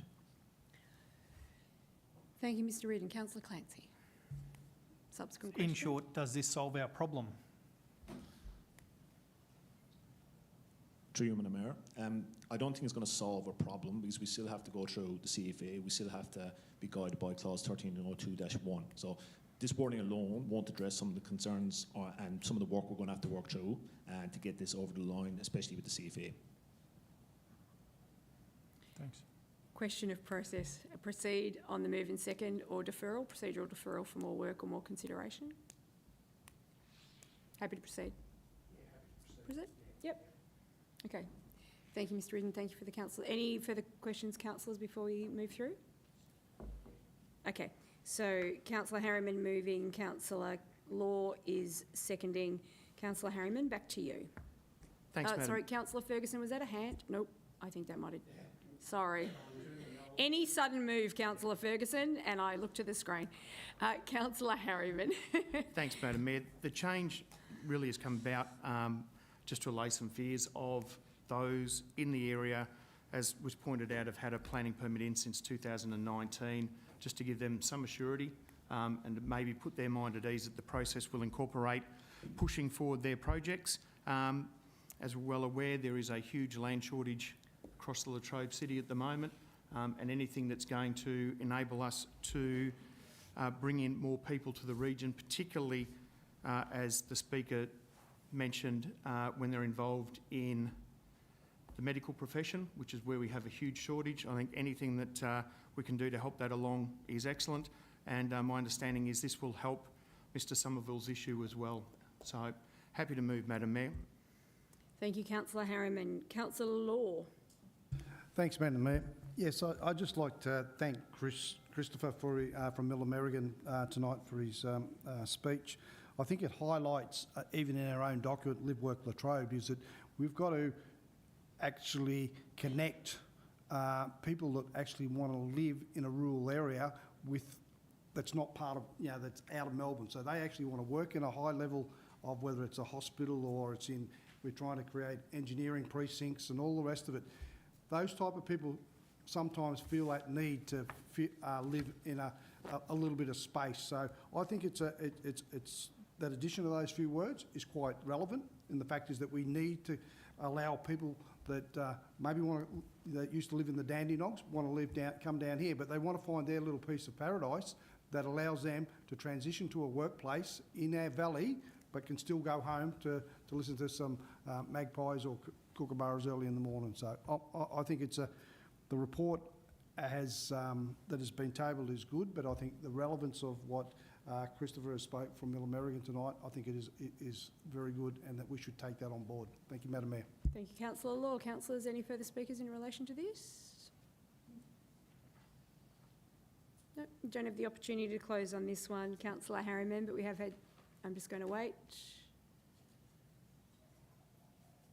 There we go. Thought I'd lost Councillor Ferguson for a moment. We have had speakers. We'll put the motion to the vote. Those in favour, Councillor Clancy, Councillor Harriman, Councillor Law, Councillor Lund, Councillor Middlemiss and myself. Those against? I have a feeling Councillor Ferguson may not be able to hear me at the moment. Oh, you can? So Councillor Ferguson, just for the sake of the vote, those in favour? You're in favour. I'll just do another recount, councillors. Thank you. Councillor Clancy, Councillor Harriman, Councillor Ferguson, Councillor Law, Councillor Lund, Councillor Middlemiss and myself. Thanks, Councillor Ferguson. Just making sure you're still connected in. Okay, thank you so much. Councillor Harriman, I note you. We are moving into next on the agenda, item 9. So corporate items for decision. We have 4 items in this section. The first is 9.1. This is the review of the capital works policy commencing on page 278 of the agenda. Councillor Harriman, I noted you. I believe you have an alt. I have an alt, Madam Mayor. Moving the alt, I'll just give councillors the time. You have a copy of this on your, Councillor Middlemiss, seconding. Thank you so much. You have a copy of this on your tables, councillors. Councillor Ferguson, it came to you in email. Just confirm that everyone's had the chance to read it. And the alt is available to you on the screen. Thanks, Councillor Ferguson. Councillor Harriman, back to you. Thanks, Madam Mayor. It's basically calling for a deferment until at least July, just so we can put more emphasis on this report into the recreational needs assessment and increase the focus on providing necessary changing facilities for female sporting teams. Even though council has been very active in pushing female changing rooms, we are still a long way behind. I don't believe there's enough emphasis in the capital works policy at the moment to push that agenda or to push that it goes on a recreational needs assessment, so we don't get groups that have been waiting for a long time to get their required facilities that have worked through and met all the requirements of the recreational needs facility then getting pushed down. So I just want to see that get more allowance. That's basically it, Madam Mayor. Thank you, Councillor Harriman. Councillor Middlemiss. Thanks, Madam Mayor. Essentially, I'll just repeat largely what Councillor Harriman said, that I am concerned with the 10% minimum amount that a club must put up to get facilities built. There are a number of smaller sporting organisations particularly that are funded on what I call the chook raffle method, and finding 10% for the cost of buildings, everything these days is horrendous. It means that they will sit at the bottom of this forever. And I think we must have some due consideration to those clubs that just don't have the resources to do it. Also, I got a number of phone calls today that people were concerned that women's facilities were not mentioned in the policy. Am I hearing things? Or? No, you're right. Oh, Keep okay. going, Councillor. I often hear voices. And that rather rocked me back a bit. And people who rang me pointed to Strategic Objective 3.8 of Living Well Latrobe, our policy, which says that LGBTIQA plus community must be considered when making decisions. And, what about women? What about, women? Why aren't women considered in these things? And my answer to that was the councillors always consider women and women's facilities. And what we haven't done, perhaps, is written it into the policy. And before people say to me, show me proof, I just threw my mind onto Councillor Lund and my ward, Central Ward. In the last 2 years, we have facilitated external funding, our own money, etc., to put new netball change rooms in at the George Bates Reserve at Yallourn North. Facility that are much, much better than they had before, new courts, etc. The Moore Recreation Reserve, Commonwealth money, towards new netball change rooms and club rooms, and the football change rooms have been rebuilt and expanded to cover male and female teams. And Moore East AFL Club and Pegasus Soccer Club share a common boundary, and we were able to, on Ronald Reserve, and we were able to facilitate some state money for shared female change rooms. magnificent rooms they are. So just in Central Ward alone, millions of dollars has been spent in the last 2 years on women's change rooms. What we haven't done is stated that in a policy, and what people are seeing is, oh, you're focused on LGBTIQA+, to the detriment of women's facilities. Well, I can assure everybody we are not. We've just never used the words. And I noticed there, Councillor Harriman's motion says increased focus of providing necessary changing facilities for female sporting teams. So that will certainly focus it back where the concern was. So totally supportive of this. And one last thing, I'm in the habit on an hour or two before the meeting of reading through the reports again, just to refresh my mind. And I find that the executive team has more power than me, a councillor, in this matter. So there's probably very poor choice of words there. Thanks, Councillor Middleton. Perhaps need to be reviewed. Thank you. No worries. A question for the CEO, specifically Councillor Middleton? No? I've missed something very obvious, I'm sure. Okay, we'll continue to move through. Councillor, was anyone else like to speak to this? Councillor Clancy. Thanks, Madam Mayor. I was quite happy with the report as it was sent up, but then through the briefing process, Councillor Harriman brought this up, and I note Councillor Middlemas's comments as well. It is to link it to the direct needs assessment is really, really important. So I'm happy to support this today, to defer that, to bring that back. It is worthwhile noting that people play sport and people require change rooms, and we are doing that, which is great. So hopefully we are able to provide change rooms for people. Thank you, Councillor Clancy. Councillors, any further speakers in relation to this? If there's no further speakers, we didn't have any opposition. You don't have the opportunity to close, Councillor Harriman. We have had speakers, so we'll put the motion to the vote. Those in favour, Councillor Clancy, Councillor Harriman, Councillor Ferguson, Councillor Law, Councillor Lund, Councillor Middlemiss and myself. That one is carried unanimously. Thank you, councillors. 9.2 is a request to execute an update on Latrobe City Trust deed commencing on page 297 of the agenda. Do I have a mover, councillors? Councillor Clancy. Seconder, Councillor Law. Do you have any opposition, councillors? Not seeing any opposition. Councillor Clancy, did you want to speak to this one? No, thanks, Madam Mayor. Okay, Councillor Law. Okay, any other speakers? That one's carried unanimously. Thank you, councillors. 9.3, review of council delegations commencing on page 319 of the agenda. Do I have a mover? Councillor Clancy. Do I have a seconder? Councillor Middlemiss. Do I have any opposition? Councillor Harriman in opposition, which brings us back to Councillor Clancy. You're first up. I was going to say this is a procedural and there was no need to speak, but Councillor Harriman, I'm very, very interested in your thoughts on this. But this is the review of the council delegations. The purpose is to approve the instrument of delegations for the office of the CEO and the CEO's delegations to his staff as well. In order to be able to get things done and move quickly, we do review this quite often. This has been a review that's just come back very recently, and I'm quite satisfied that that meets current practice and for the CEO to allocate for himself and for his staff to get things done. Thank you, Councillor Clancy. Councillor Middlemiss. Thank you, Madam Mayor. And sorry, I should say to speak or reserve. I'll speak. Beautiful. In fact, I had commenced. Noted. Noted, thank you. Like Councillor Clancy, I had assumed that this would be procedural and I wouldn't have to speak. And I'm sitting here, what's this about? It just hit me what Councillor Harriman's concerns are. They're blindingly obvious.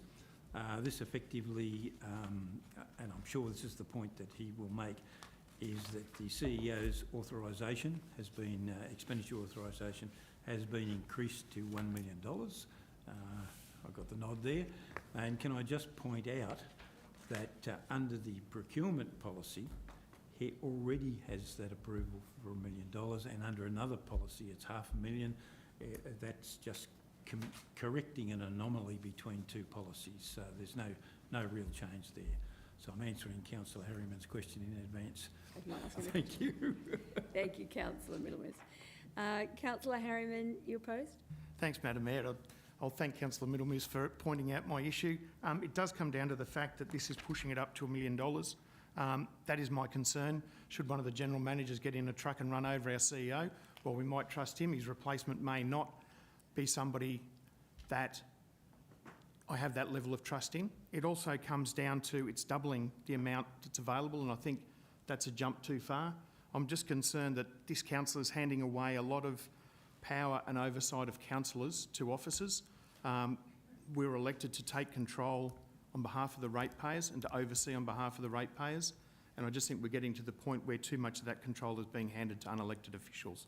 No offence to the current staff, but that is my main issue, is going to $1 million is just a bridge too far. Thank you, Madam Mayor. Thank you, Councillor Harriman. Councillors, any further speakers? No. Councillor Clancy, we did have opposition. We have had speakers, and you get the right of reply. I won't take that right, thank you. Oh, there you go. Thank you so much. On the basis we have had speakers, we will need to put the motion to the vote. Those in favour? Councillor Clancy, Councillor Law, Councillor Lund, Councillor Middlemiss and myself. Those against, Councillor Harriman and Councillor Ferguson. The motion is carried. Thank you, councillors. Fourth item is 9.4, the relocation of council meetings commencing on page 330 of the agenda. Do I have a mover? Councillor Clancy. Do I have a seconder? Anybody? Councillor Law. Any opposition? Councillor Harriman? Oh, sorry. Did you see the split?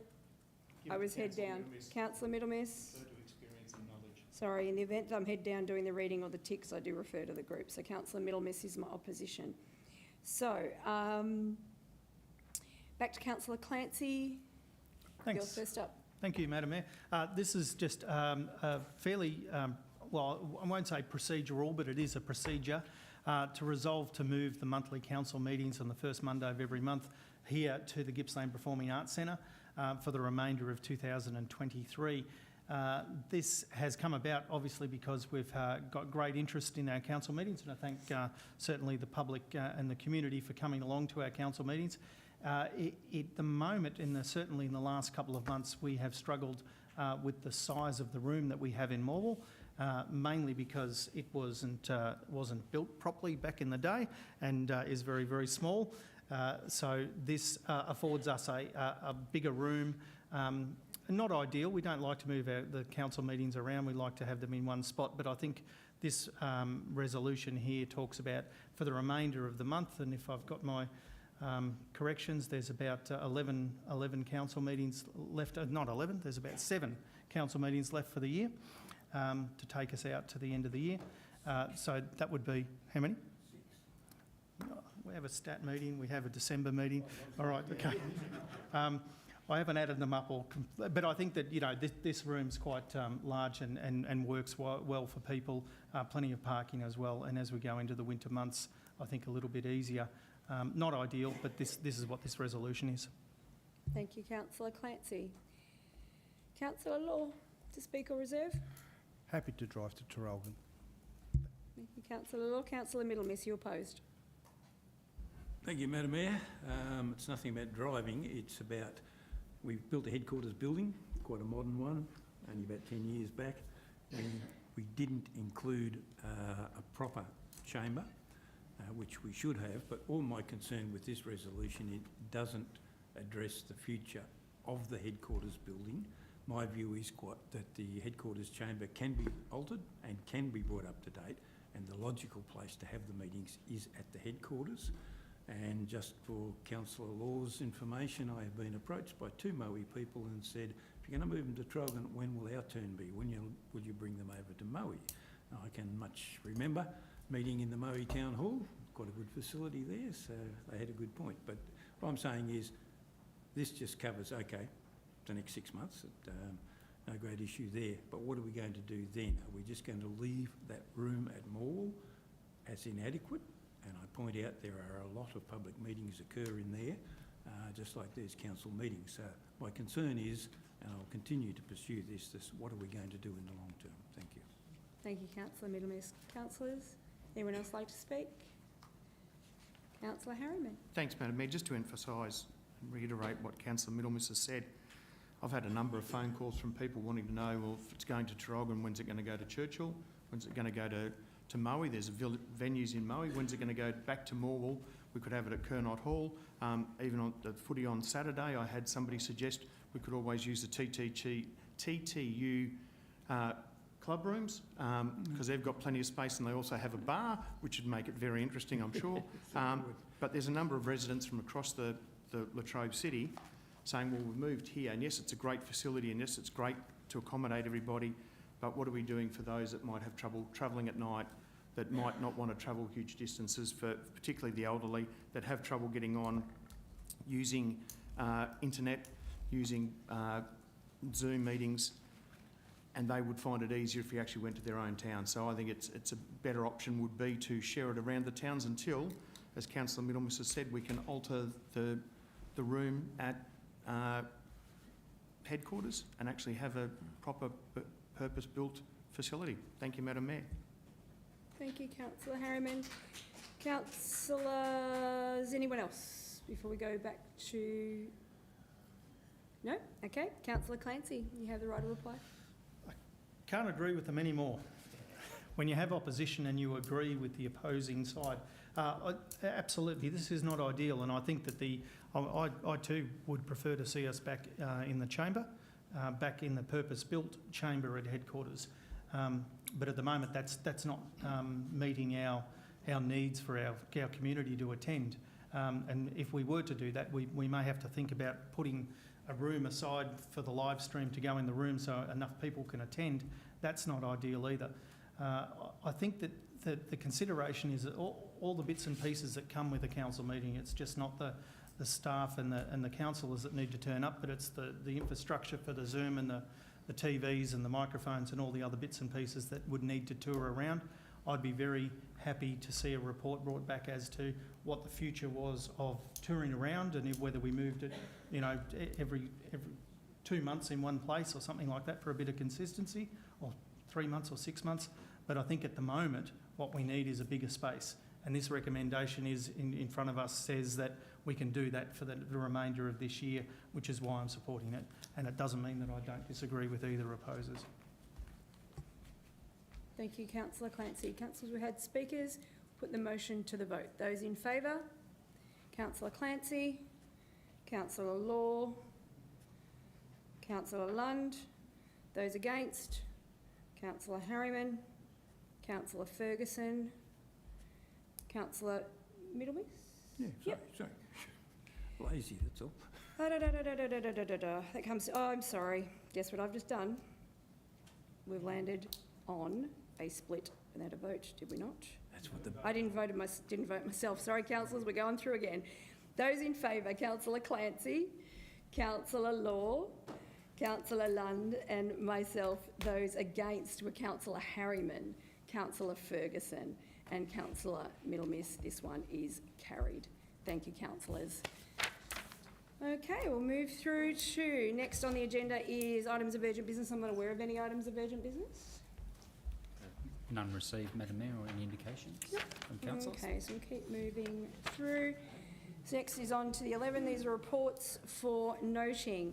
Item 11.1 is the quarterly budget report, March 2023, commencing on page 337 of the agenda. Do I have a mover, councillors? Councillor Law.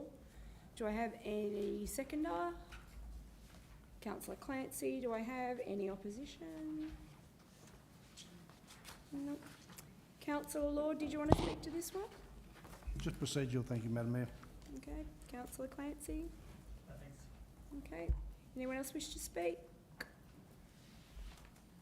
No speakers. That one's carried unanimously because I had no opposition. We move on to... Normally would be questions on notice, so there's no items for tonight. We now move into item 13, on the agenda. This is a notice of motion at 13.1. Latrobe City Council support for the LGBTIQA+ community commences on page 363 of the agenda. Councillor Lund, this is your notice of motion. So you're moving, I assume? Yes, Madam Mayor. I have a seconder. Councillor Clancy is a seconder. Do I have opposition? Councillor Harriman in opposition. Councillor Lund, back to you. Thank you, Madam Mayor.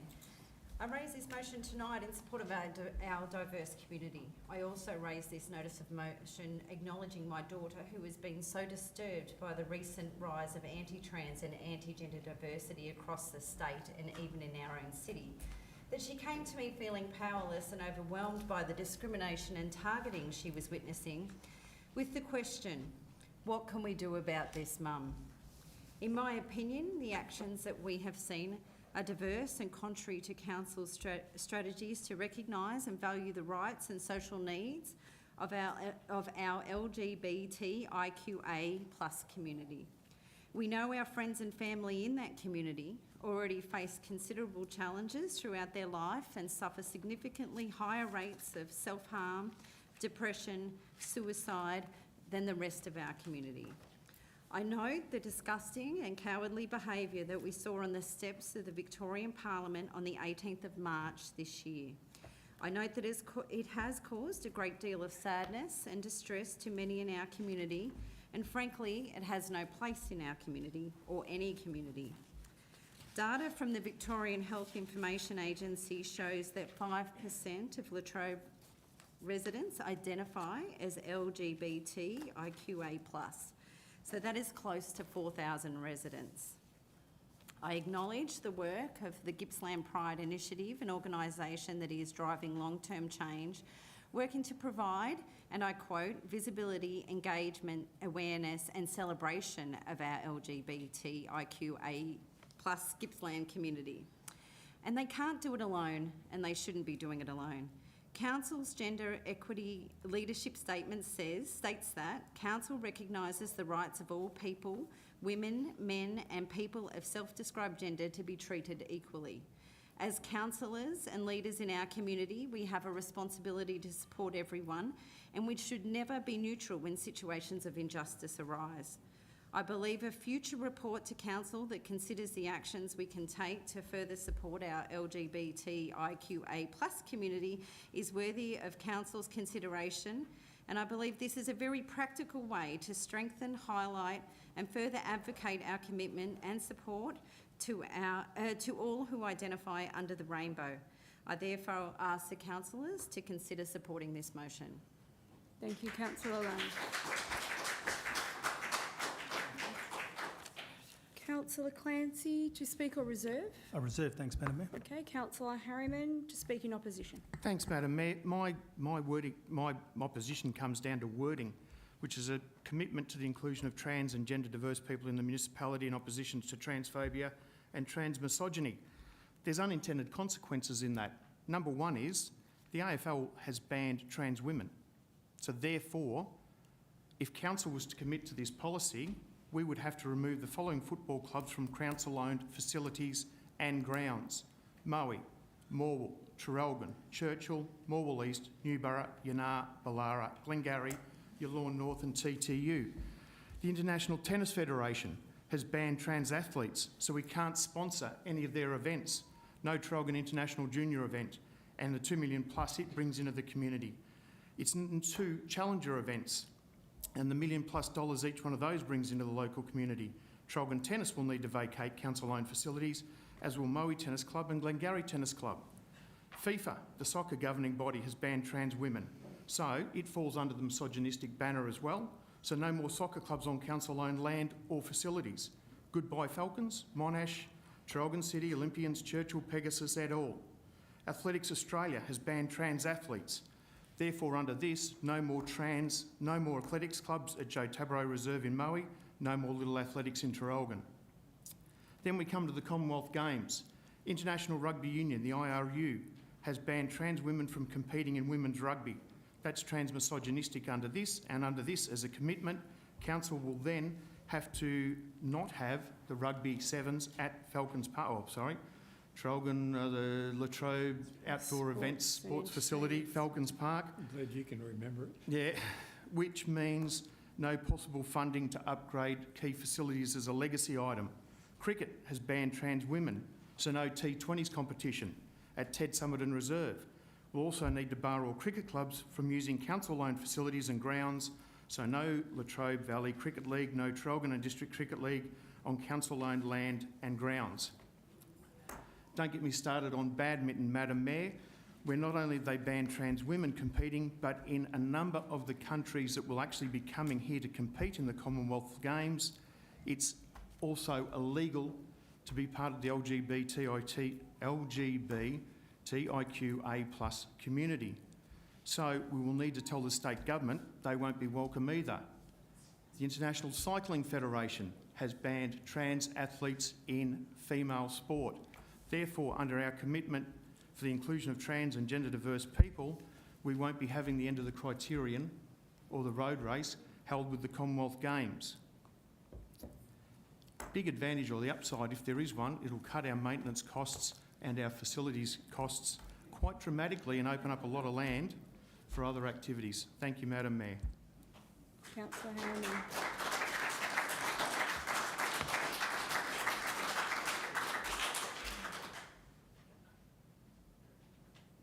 Did you want?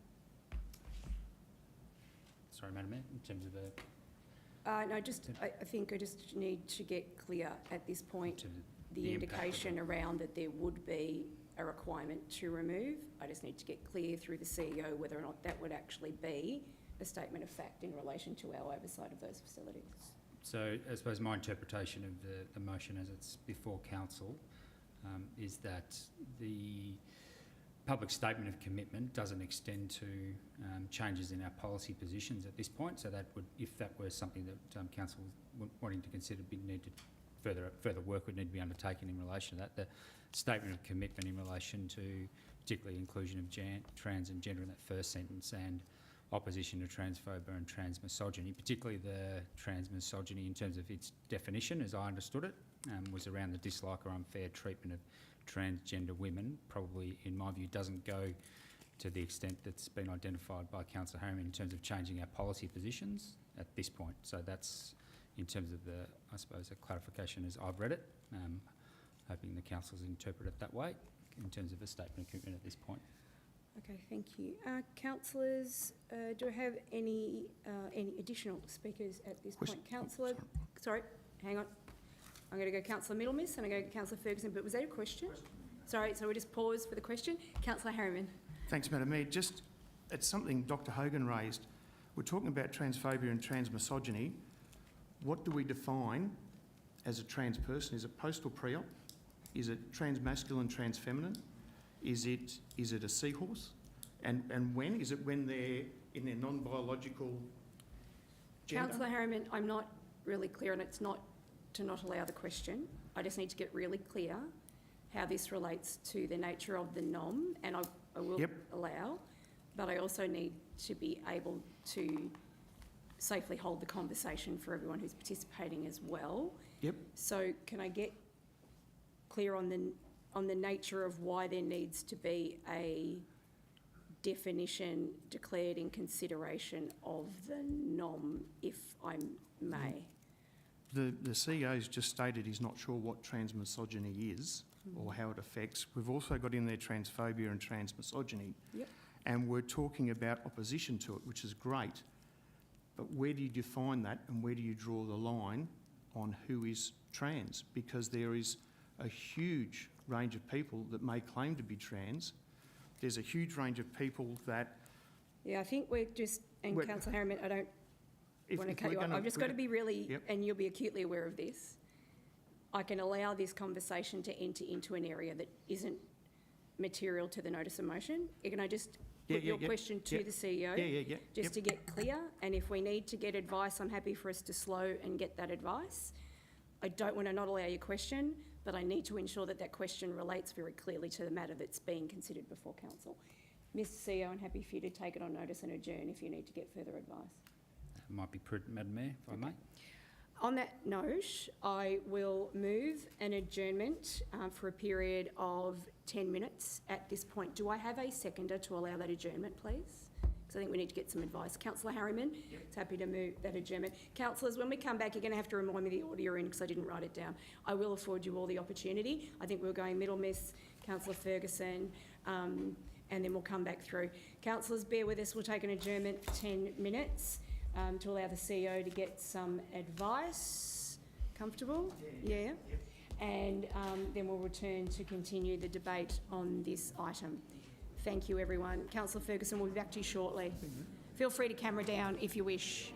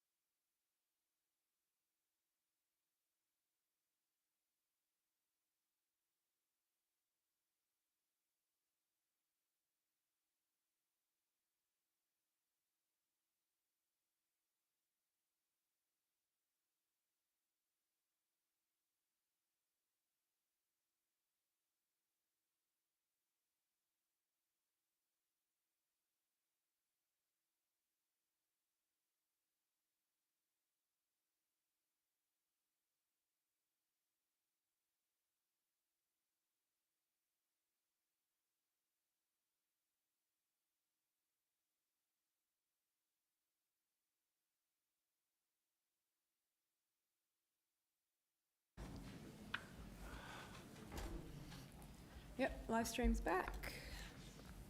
Welcome back to those who are joining us online. Thank you for allowing us that opportunity. Just to regroup on where we are. So Councillor Lund was our mover of this notice of motion. Councillor Clancy was our seconder. Councillor Harriman in opposition. We have had Councillor Lund speak to this. Councillor Harriman has spoken and then raised a question. The question, Councillor Ferguson, I note you. And then we were entering into some conversations around a right of reply from the CEO. Mr CEO, can I go back to you? Then I'll go to Councillor Middlemiss, and then I'm going to Councillor Ferguson. Unless Councillor Ferguson, was that a question in advance of speaking? Just that I just wanted to know when I could speak, because I'm going to abstain from the vote. So, yeah, that's all right. I just wasn't sure what order that goes in. No, it's okay. So abstain, I can come to you at the end in the completeness of the vote. Just to abstain for the vote, you're not... do I need to get you any further advice in relation to anything else? No, that's fine. You're sure you just want to abstain? That's fine. I'll guide you through that. As we get to that point, I'm happy to guide you through that, and we'll take that step by step on the way through. Is that okay? Yep, thank you. Okay, thanks. And councillors do have the opportunity to abstain from a vote. Mr Piasanti, then Councillor Middlemiss. Sorry, everyone. Thanks, Madam Mayor. So just before we took the break, the question, as I understood, was in relation to the definition of trans, and particularly trans people, or whether and how that's defined.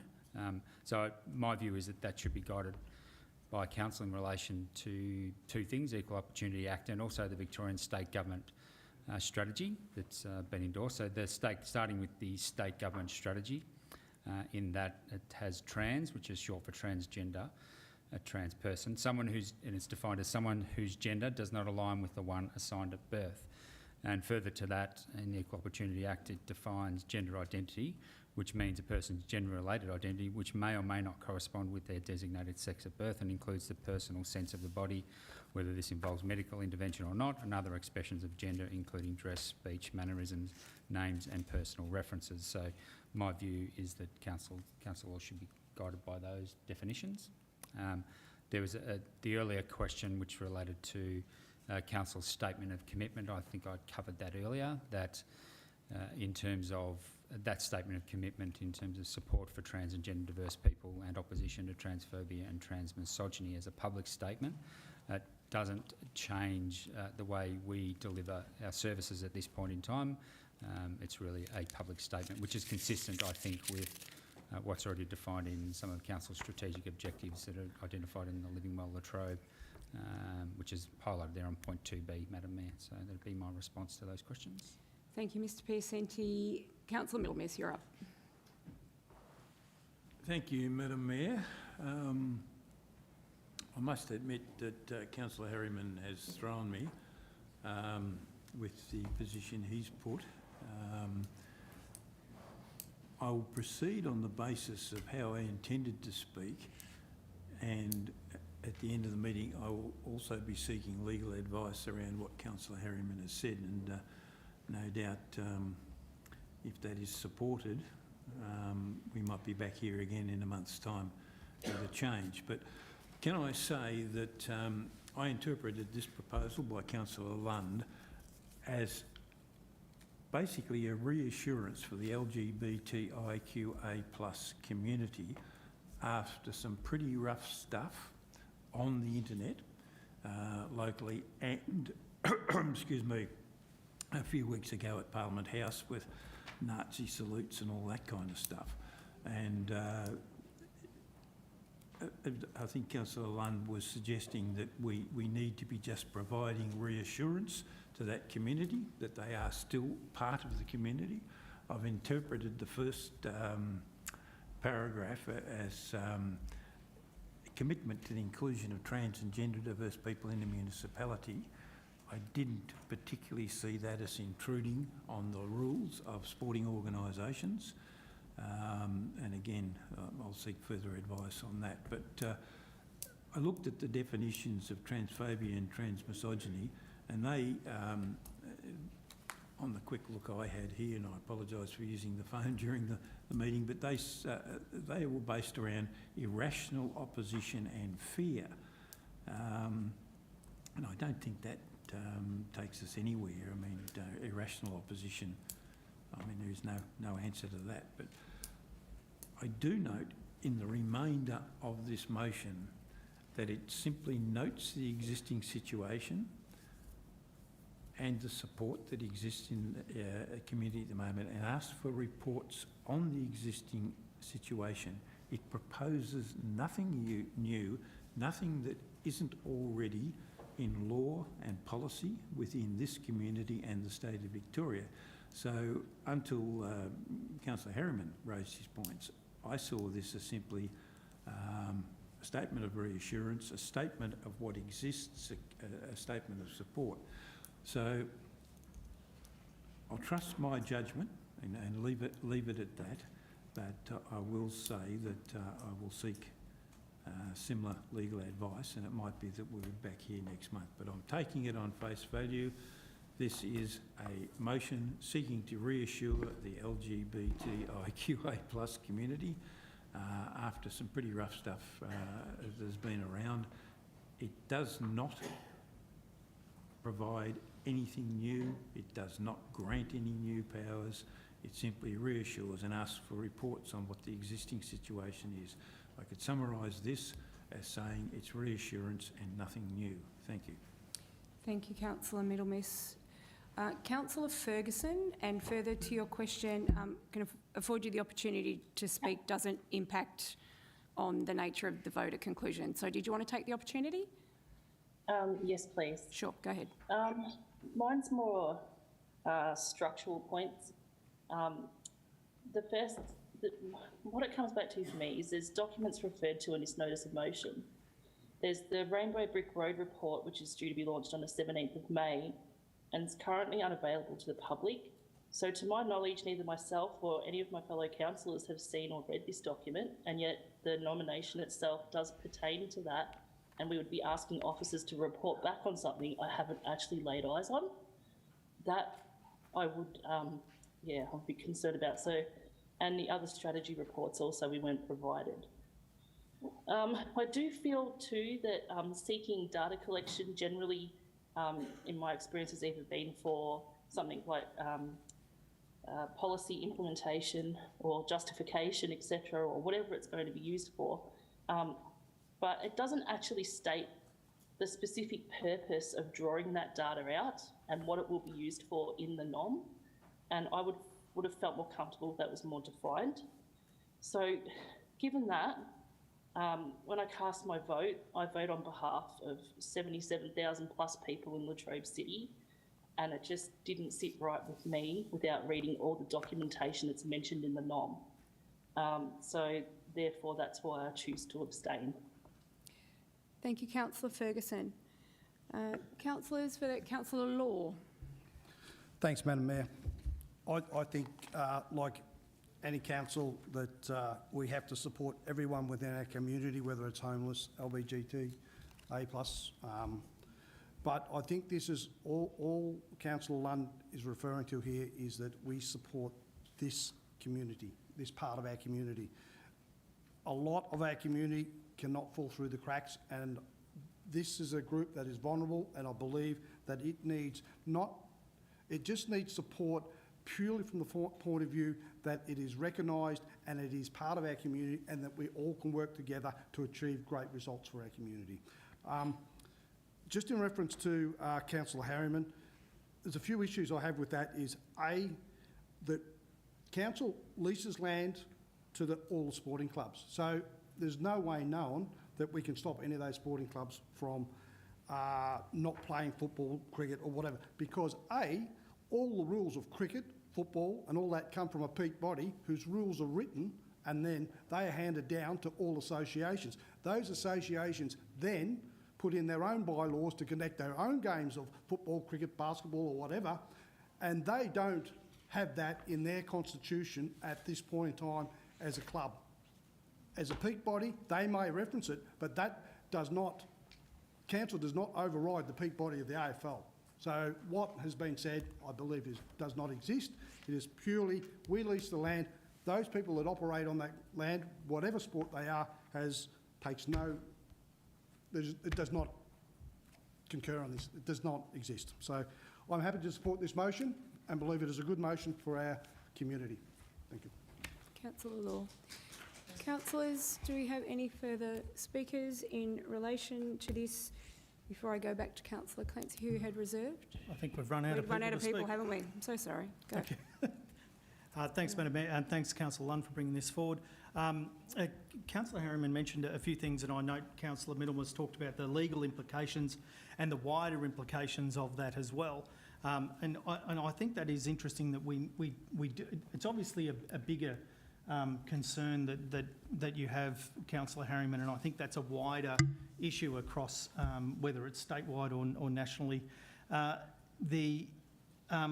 suppose the concerns that you've brought up around the isolation of people being able to play sport through their peak body or the governing thing is probably the exact reason why we need a notice of motion like this, to show that we do support people. It's exactly the reason why we should be calling on a report. It's exactly the reason why we need reassurance, as the other councillors have talked about.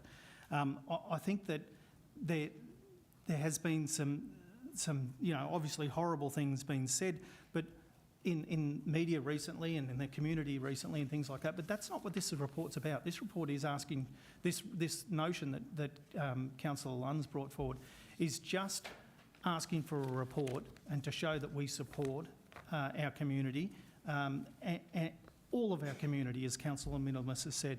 There is nothing in this that isolates anyone. There is nothing in this that costs us money. There is nothing in this that costs us anything apart from good dignity and humankind that we have. So I fully support it, and thanks, Councillor Lund, for bringing that forward. And thank you to the people who spoke tonight. Councillor Clancy. Councillor Lund, we've had speakers and opposition, so therefore you have the right to close. You have the right to reply. I'm fine, thank you. Okay. Thank you very much. Councillors, that concludes the debate in relation to that item. Councillor Ferguson, for your information, the way the vote will proceed is on the basis of those in favour, those against, and then I will call for those abstaining. So if that assists you, and take your time, or wait for any delay on the line. Councillors, those in favour.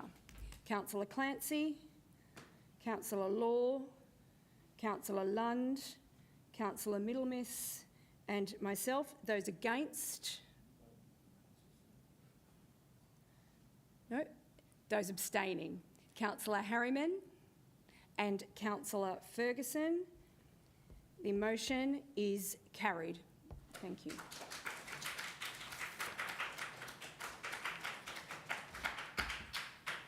Okay, we move through to item 14 on the agenda. Would normally a tabling of items. We don't have anything there tonight. We move on to acknowledgements.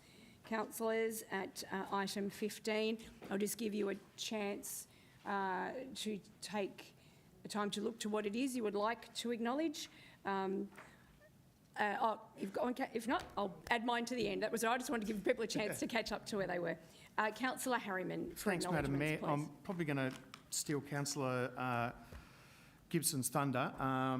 Just like to acknowledge the Moe under-14 basketball girls who won the state championship 3 weeks ago and will be off to the national championships in a couple of months' time.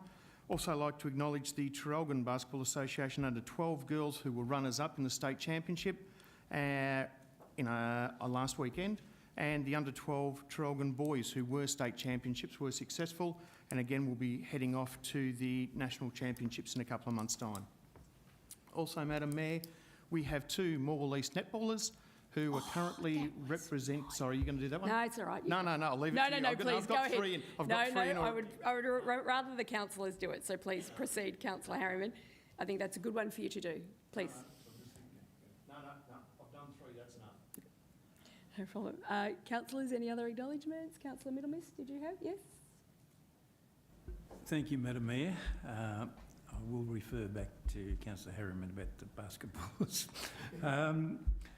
I'd just like to acknowledge the passing of former councillor and former mayor of Morwell, John Guy, John, I think, served about 4 or 5 terms as mayor of the city of Morwell, and was on the council for a period longer than that. When amalgamation occurred, John was chosen by the government of the day to be a commissioner to do the amalgamation. I think it was 6 councils up there at Wellington, and then retired from local government and headed up from about 98 until this year. He headed up Advance Morwell as secretary or president, usually president, and was a staunch supporter of not only Latrobe Valley, but in particular Morwell. He wasn't one of those who would say, oh, Traralgon's got that, it should have come to Morwell. He'd say, we need this and that in Morwell, we should go out and try and get it, but great that Traralgon got this, or great that Moe got that. He could see the big picture, but John was Mr. Community for at least 30 to 40 years in Morwell. I don't think we'll see the likes of John again, and I'd just like to acknowledge his service to my community for that enormous period. Thank you.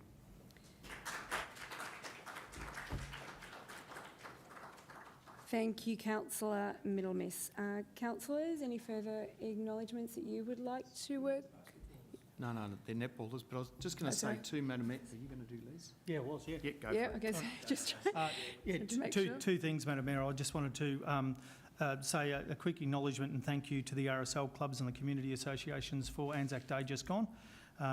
For many of us who went to dawn services and services in the morning across the entire municipality, it was really well received, very well organised, with lots of road closures and cups of tea and Anzac biscuits and cakes and things like that. So congratulations to the RSLs and the community associations for making that happen, and such a respectful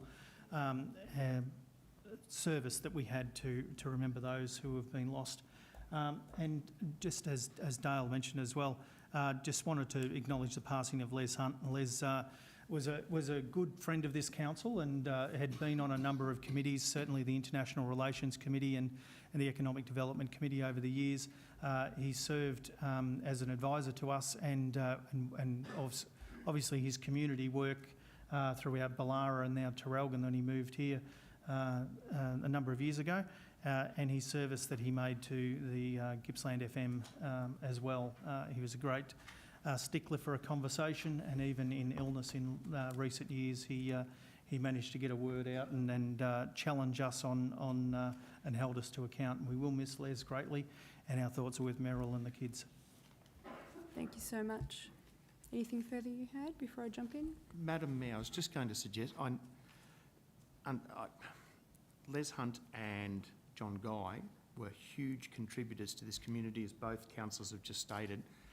Is it possible at this time for council to recommend to the Names and Places community that suitable recognition of both those gentlemen be presented to the Place and Names Committee? You'd need to bring it to a briefing for further discussion and a matter for strategic consideration, Council. But I'll note that, and we'll discuss it at briefing, and then there is a...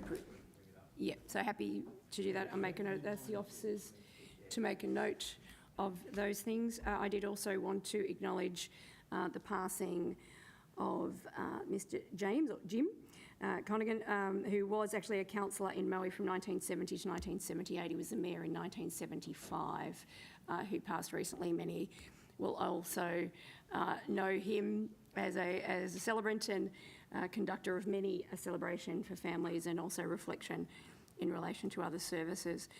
So he was very well known and had passed earlier in April, but again, I think we have lost a significant number of key contributors in a set period of time, and I think they would have known each other and worked together across the work. The index would pass our condolences on to his family as well. And as Councillor Harriman had alluded to earlier, we would like to acknowledge Georgia Samet and Sienna Blair as being selected for the national team of Malta in netball, who'll be competing at the Europe Netball Open. They have connection to local And Vice Captain, since Councillor Harriman has more of this, I'll allow you to follow on from there, but also great connection to Morley East. Councillor Harriman, did you want to offer anything further in relation to their contribution? No, thank you, Madam Mayor. Just wanted to acknowledge they've started playing. They are vice captains, and Judy Bahaja from Morwell is also there as a coaching coordinator. And I understand since she's been involved, they've gone from ranking 65 up into the 30. So, good effort. Thank you so much, Councillor Harriman. Councillors, any further acknowledgements? No? Okay, thank you so much for that. Next we move on to item 16, which is a meeting closed to the public. We need to consider a confidential item that is listed in the agenda, but we are looking to close. Do I have a motion? Councillor Middlemiss, seconded Councillor Lund. Any opposition to closing? I don't think there usually is. Procedural. Okay, so on that basis, declare the meeting closed to the public at 8:49 p.m. Thank you to those who are and have joined us this evening. That concludes our session. For those that are online, thank you for joining us. We will close off to consider some confidential business items. We thank all members of the community who joined us on our live stream, and for those who are with us in the room. To those in attendance, you have the opportunity to exit the room directly through the doors out into the courtyard. Hope that assists. Good night. Thank you so much, everyone.